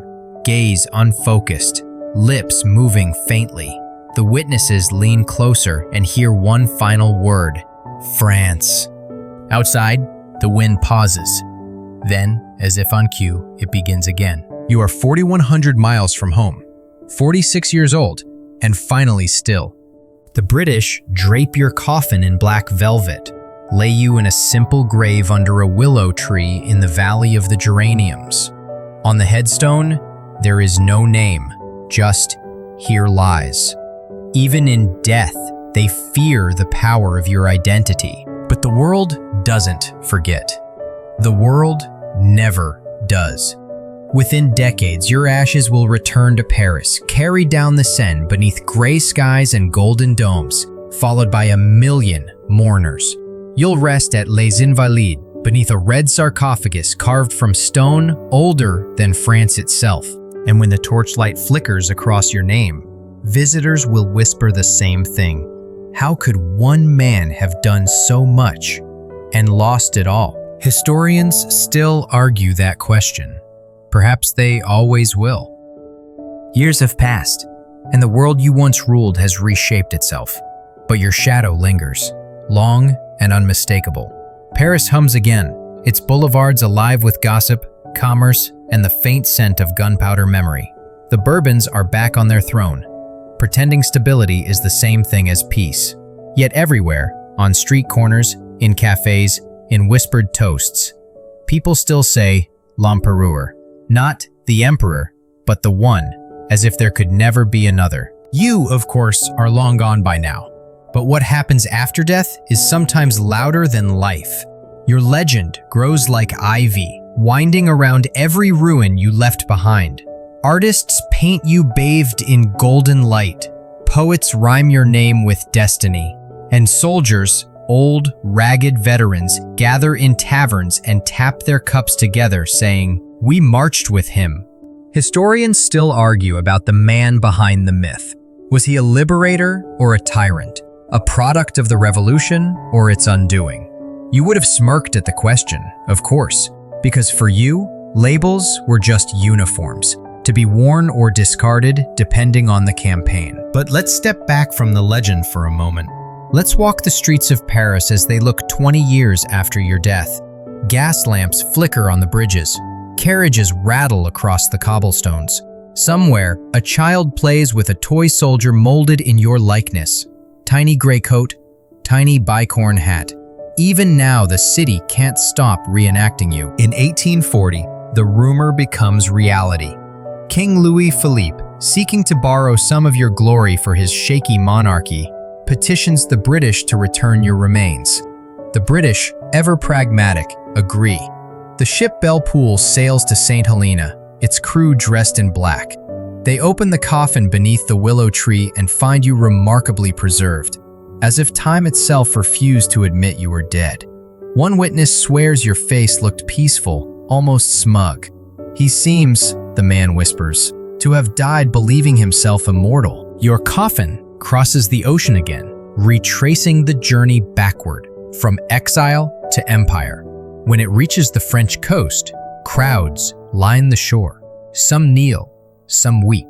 The newspapers call it Le Retour des Cendres, the return of the ashes. On a gray December day, the procession enters Paris. It's like the ghost of an army marching through its old parade ground. Veterans, limping and stooped, salute as the coffin passes. Church bells ring, cannons thunder, and snow drifts down like a curtain of silence. The people cry, "Vive Napoleon!" the same words shouted when you first seized power, when you first promised France that glory was her birthright. Inside the Hôtel des Invalides, beneath the golden dome you once admired from afar, workers lower your sarcophagus into the crypt. Marble walls gleam. The inscription reads, "I wish my ashes to rest on the banks of the Seine, among the French people whom I loved so well." It's exactly as you wrote. A curious fact, the sarcophagus is layered, 6 coffins nested one inside another. Iron, mahogany, lead, ebony, more lead, and finally, red porphyry. Even in death, you travel armored. France changes again and again in the years that follow. Monarchy, republic, empire, republic again. But your image never leaves her bloodstream. A nephew will one day rise in your name, Napoleon III, and though his empire will crumble too, the myth will survive both of you. Writers dissect you endlessly. Victor Hugo calls you the sublime murderer. Tolstoy makes you a cold abstraction in War and Peace. Beethoven, who once dedicated a symphony to you, scratches your name off the title page when you crown yourself emperor, then dies still haunted by the music that your ambition inspired. Even your enemies can't resist you. The Duke of Wellington, your conqueror at Waterloo, says privately, "In this age, in ages past, in any age, it is Napoleon." And across the decades, your legend mutates. Some see you as a symbol of freedom, an Enlightenment soldier spreading merit and modernity across Europe. Others as a tyrant whose vanity cost millions of lives. Both are right, both are wrong. The truth, as always, lies somewhere between genius and hunger. You reinvented warfare, yes, but you also reinvented identity. You made soldiers believe that glory could be earned, not inherited.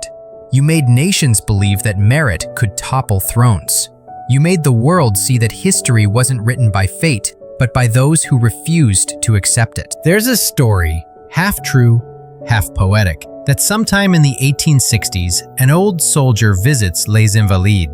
He's bent with age, one arm missing, the other trembling as he holds his hat. He shuffles to the edge of your tomb, looks down into the red stone, and whispers, "We followed you, sire. Even when we knew it would kill us, we followed." Then he salutes and leaves without another word. The guards don't stop him. In the century that follows, your name becomes a measuring stick. Dictators will imitate you. Statesmen will quote you. Psychologists will name complexes after you. You become shorthand for ambition itself. Napoleonic, meaning impossible to contain. Even ordinary people, those who never read a word of your decrees, use your story as a kind of mirror. Some see warning, others permission, a few inspiration.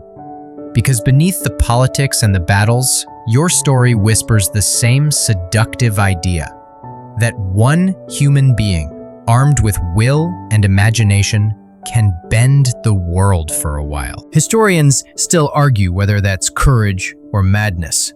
Maybe it's both. You would have said they're the same thing. Let's stand here then, at the edge of your tomb, beneath the golden dome that catches sunlight like a crown. The air smells faintly of stone and candle wax. The noise of Paris drifts in through the walls.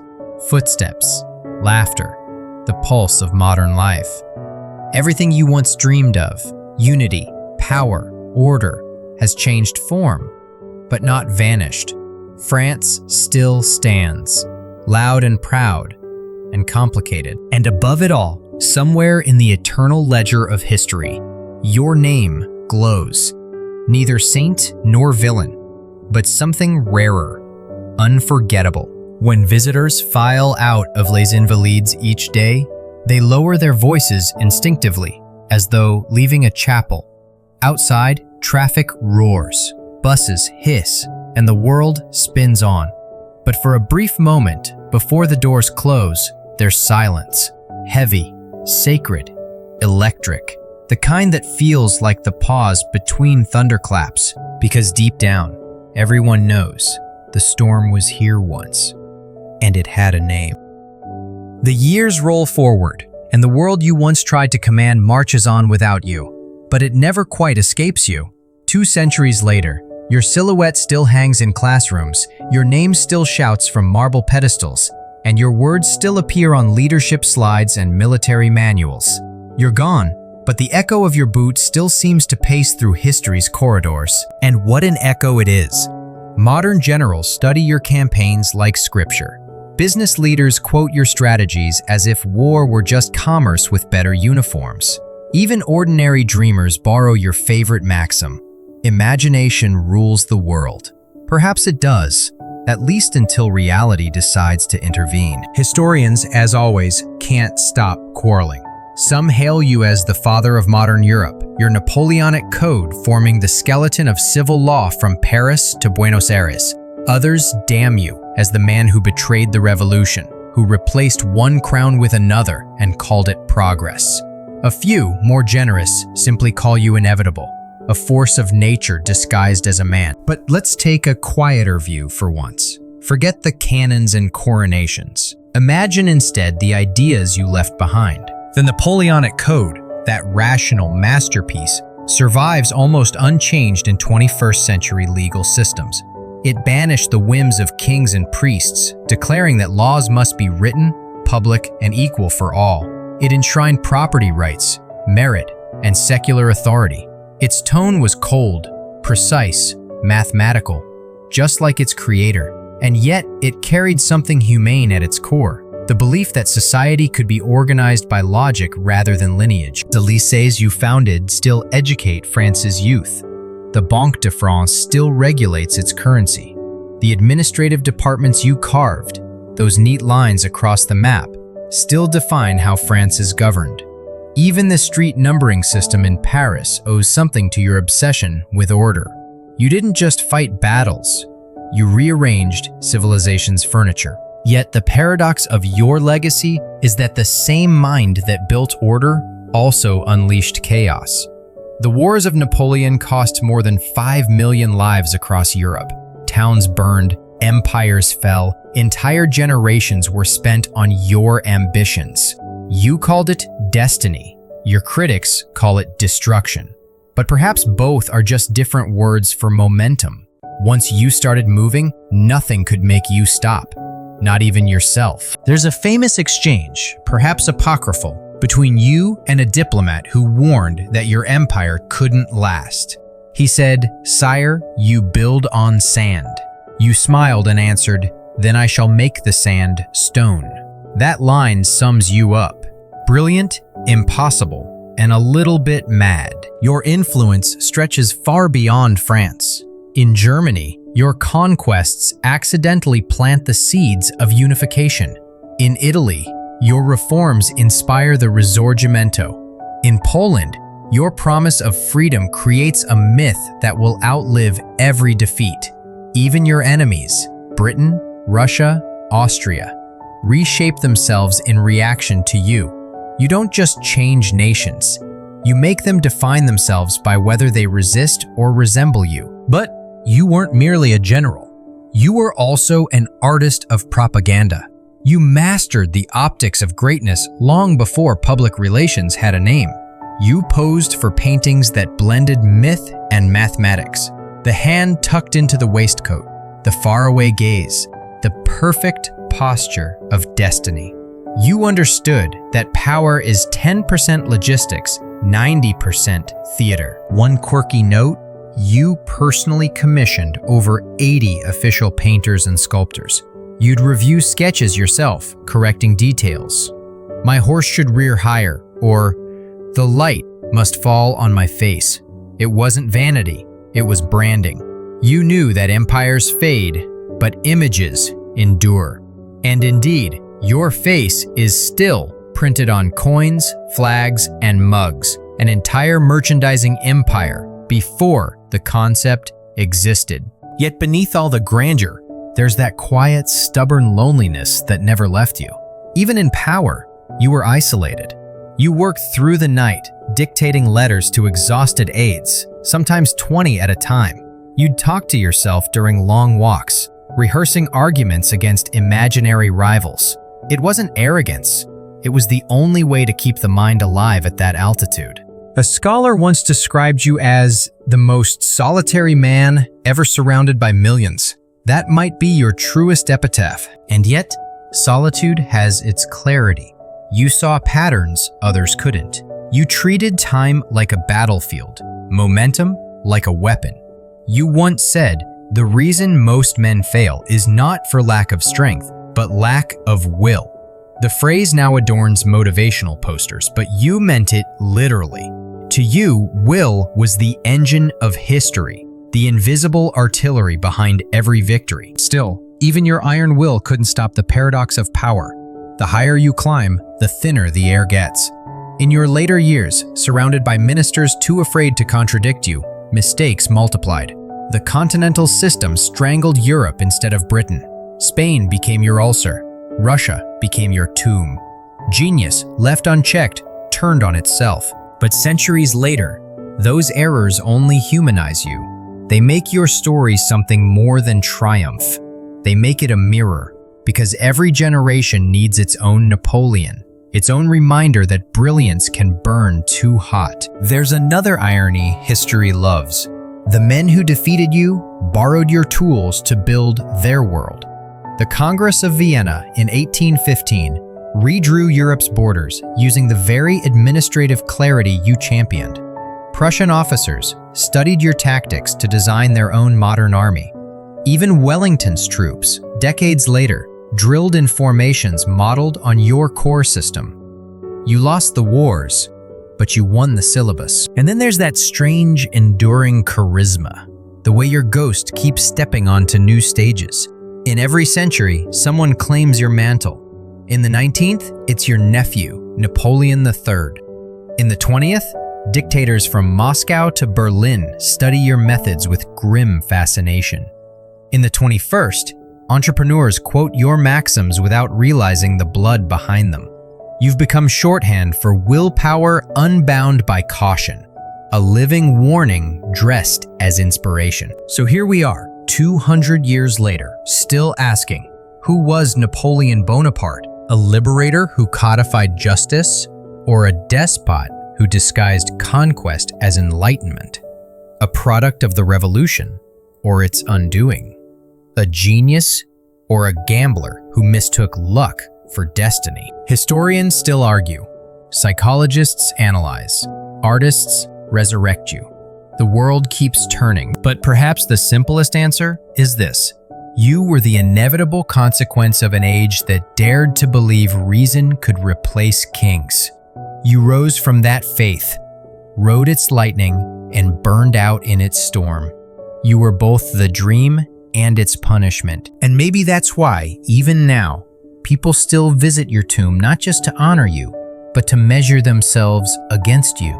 To ask quietly, what would I have done with that much possibility? The question hangs there, unanswered, like the echo of drums fading into the Seine. The dome of Les Invalides glows at dusk like a captured sun. Outside, the traffic of modern Paris hums over the cobblestones where your cannons once rolled. The world has changed beyond recognition. Trains, telegraphs, airplanes, satellites.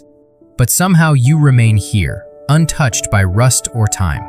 Tourists drift through the museum halls, whispering as if afraid to wake you. They stand over your tomb and stare down at the red stone, trying to imagine the heartbeat that once made half the planet tremble. You would have liked that. In life, you always believed that memory was a second kind of power, one that outlasted even empires. Men are nothing, you once said, but names are everything. And in that sense, you still rule. The guide speaks softly to a crowd. He wasn't tall, you know, about 5'6" by modern measure. A few tourists chuckle. You'd have rolled your eyes at that old myth, the English propaganda that painted you as a tiny tyrant. You weren't small, you were compact, like a cannonball.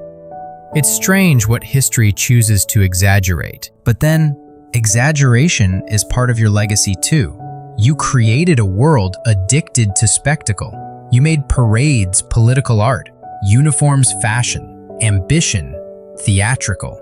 Even now, whenever leaders march their troops across boulevards or deliver speeches beneath fluttering flags, they're acting in your shadow. You invented the choreography of modern power. Look at what remains of your blueprint. A meritocracy that still defines France's civil service. National banks and codes of law that echo in Europe, Latin America, and beyond. An education system built on discipline and reason. You centralized chaos and called it civilization. In doing so, you made France the prototype of a modern state. Yet your vision was never just French, it was cosmic. You spoke of a Europe united by law, not by kings.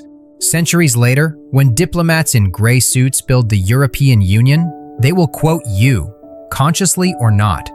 It's ironic. The man who conquered by force also dreamed of uniting by structure.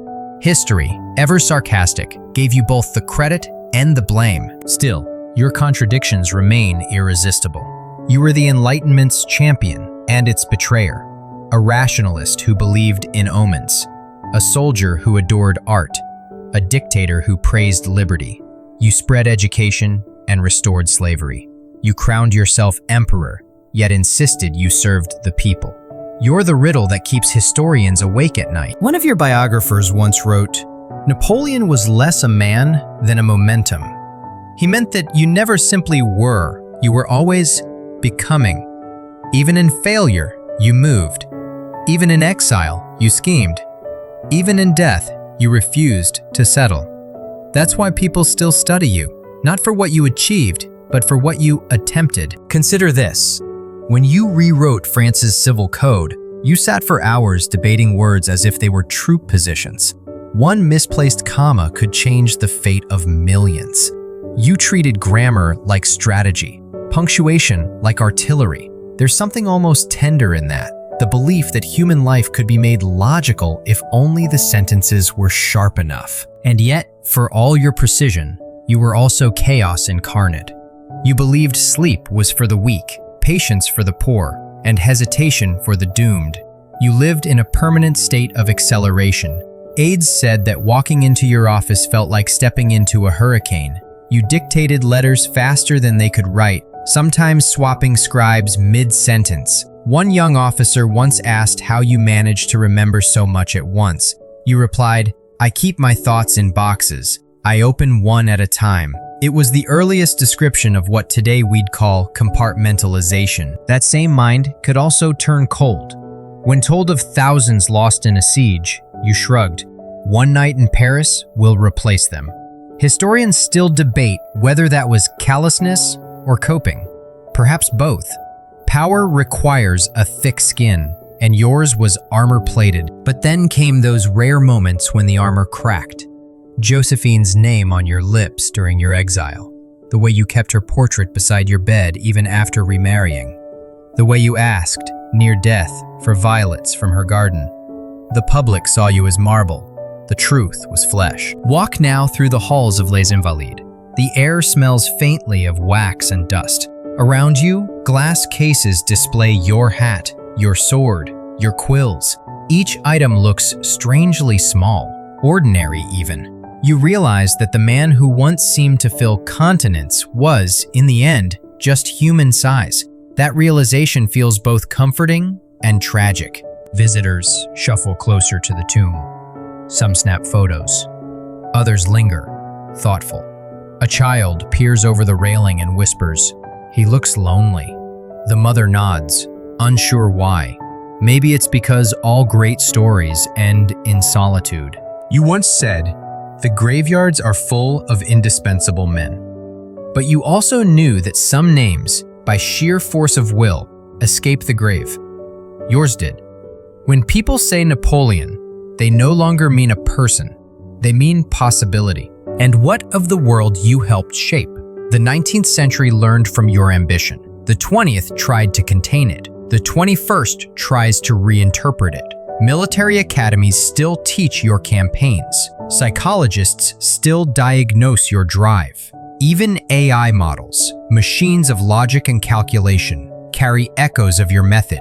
Analyze, decide, act, adapt. It's easy to imagine you in today's world, isn't it? You'd have loved technology. The maps, the data, the instantaneous command. You'd probably run 3 governments from one laptop and still complain about the Wi-Fi. Historians still debate how long it would take before you tried to conquer Mars. But maybe you'd just smirk and say, "Conquer? Number, organize." Because that was always your truest gift. Not destruction, but design. You rearranged the puzzle pieces of civilization until they made sense to you. And for better or worse, the picture has never returned to what it was before. So 2 centuries later, what remains? A legend, yes, but also a lesson. That ambition without restraint can build as easily as it burns. That genius needs humility like fire needs air. That every empire, no matter how dazzling, eventually becomes a story whispered under museum lights. Outside, the city continues. Cars, laughter, the ringing of bicycle bells. Paris has outlived you, as it outlives everyone. But as night falls and the lamps flicker on, the golden dome still catches the last light of day. turning the skyline into your eternal epilogue. Because every sunset in Paris, in some small way, still belongs to Napoleon. Even now, when the Seine glitters under the street lamps and the city hums with lives that have forgotten their own yesterdays, your story keeps returning, quietly, insistently. School children trace your campaigns with trembling pens. Cadets at Saint Cyr recite your maxims before dawn marches. In the cafes where revolutions once began, someone always brings up your name. You have become less a person and more a verb. To Napoleonize, to dream too big, too fast, too bright. But tonight, let's imagine something gentler. The city is half asleep, a soft drizzle blurring the bridges. Down in the crypt beneath the Golden Dome, a guard walks his slow circuit. His footsteps echo in the hollow air. He pauses before your sarcophagus, that mountain of red stone, and wonders, as countless others have, what it must have been like to be you. To wake each day convinced that history was a mirror waiting for your reflection.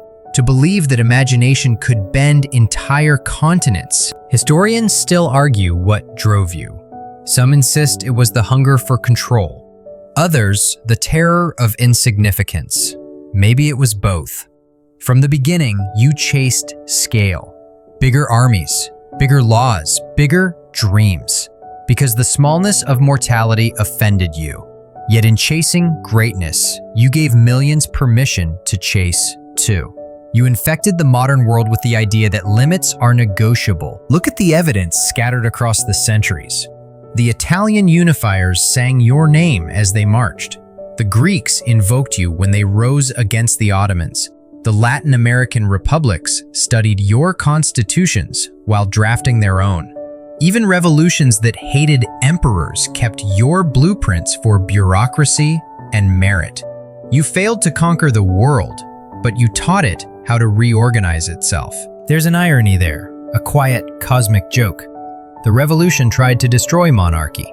You resurrected it in a new form. The old crowns were jeweled, yours was administrative. Instead of divine right, you claimed efficiency. You replaced bloodline with talent. But talent still answered to one man, you. Freedom streamlined into function. Progress dressed itself as obedience. Historians still can't decide whether that was genius or hypocrisy. And then there's your gift for words. For all your cannons and cavalry, your true weapon was language. Impossible, you declared, is not French. That line alone outlived every fortress you built. You understood what few conquerors ever grasp, that people fight hardest for stories, not borders. You turned the tricolor into myth, made soldiers believe that glory could outlast death, that dying in uniform was a kind of immortality. That myth still flickers wherever flags fly. Your adversaries, too, remain in orbit around you. Nelson, Wellington, Kutuzov. Each defined by having stopped you, as if your existence gave them purpose. Even the British, who built their global empire partly to contain you, ended up admiring the efficiency they feared. You were their favorite enemy, the necessary one. One of the strangest facts about your afterlife is how democratic it became. In the 19th century, poor families named their sons Napoleon as a charm against obscurity. Your image adorned cheap lithographs sold beside loaves of bread. Tailors copied your coats. Schoolboys mimicked your stance. The man who once crowned himself emperor became the mascot of ambition for clerks and cobblers. That perhaps would have amused you most of all. Yet for every admirer, there's a skeptic standing in the wings. They point to Spain's scorched fields, to Moscow's ashes, to the mountain of bones left along the Berezina. They ask whether your brilliance justified the cost. You'd have replied coldly, history is a ledger written by results.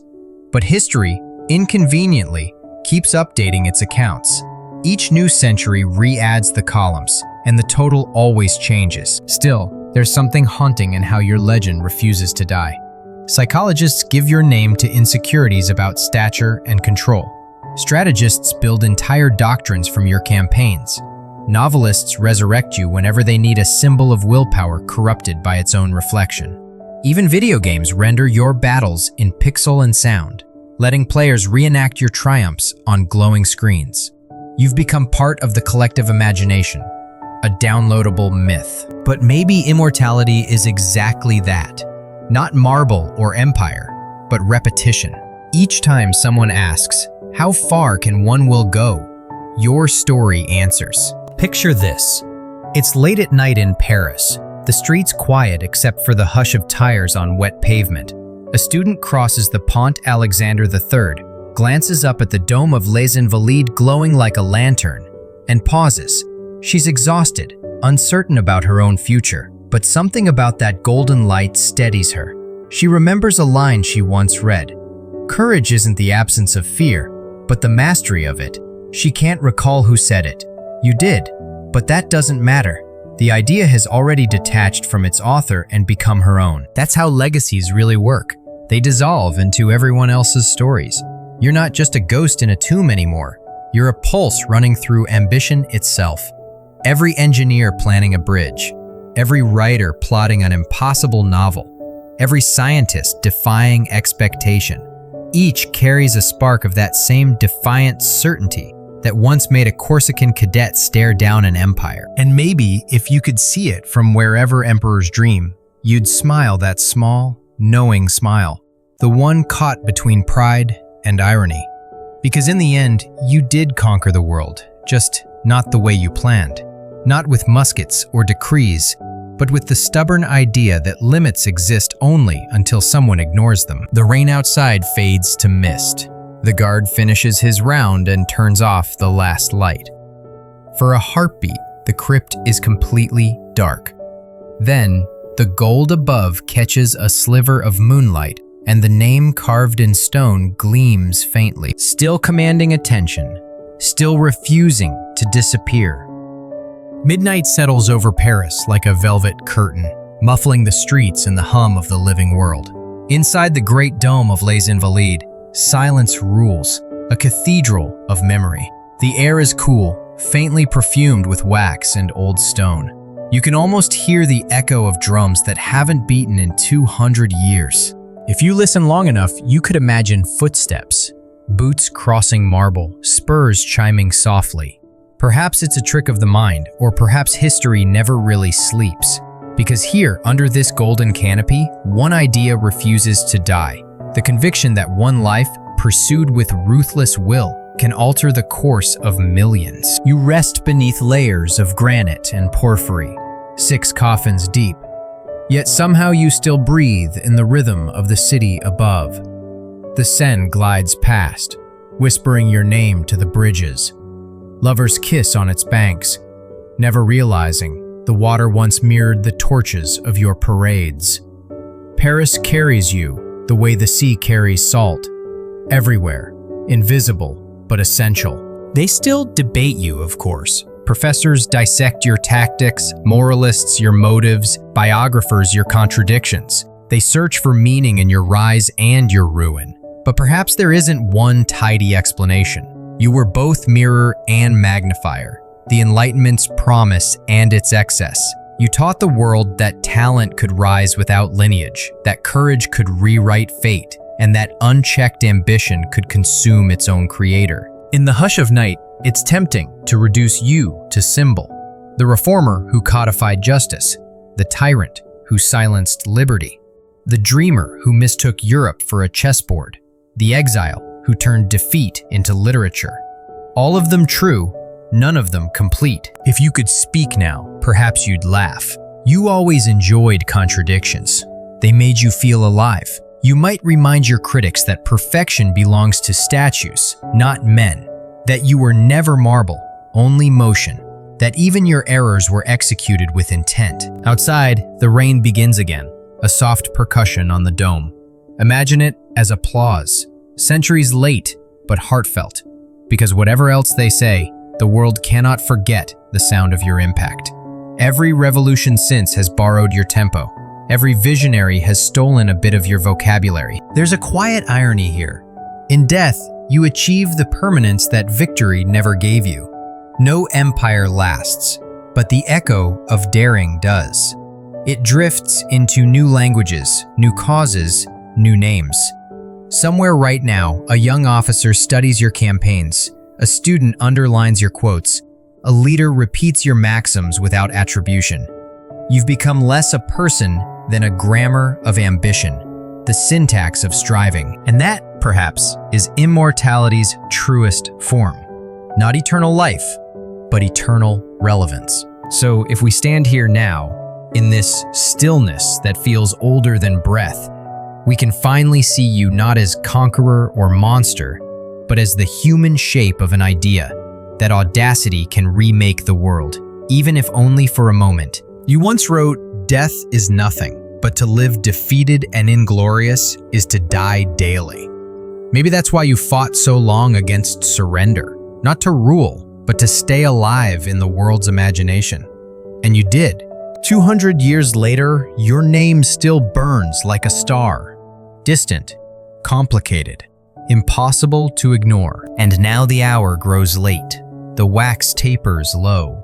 The crypt exhales its cool breath as the city above turns toward dawn. Sleep, Napoleon. The battle is over. The story remains.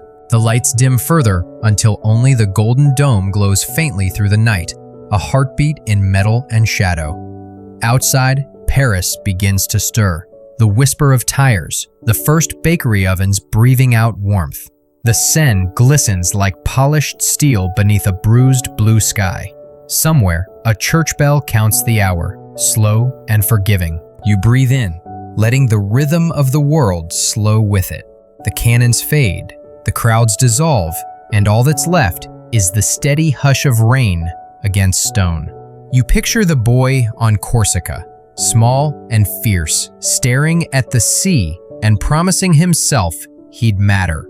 He did, not because he ruled, but because he tried, because he believed that an idea could outlive its mistakes. And maybe that's the secret every history hides, that greatness and gentleness are both temporary, but their echo lingers if someone listens. So tonight, as the last candle burns low, imagine the empire shrinking into quiet breath, the marble softening back into story. The world keeps turning, unbothered and bright, and somewhere out there, between the hum of the city and the hush of dreams, the impossible still feels a little closer. Good night, traveler.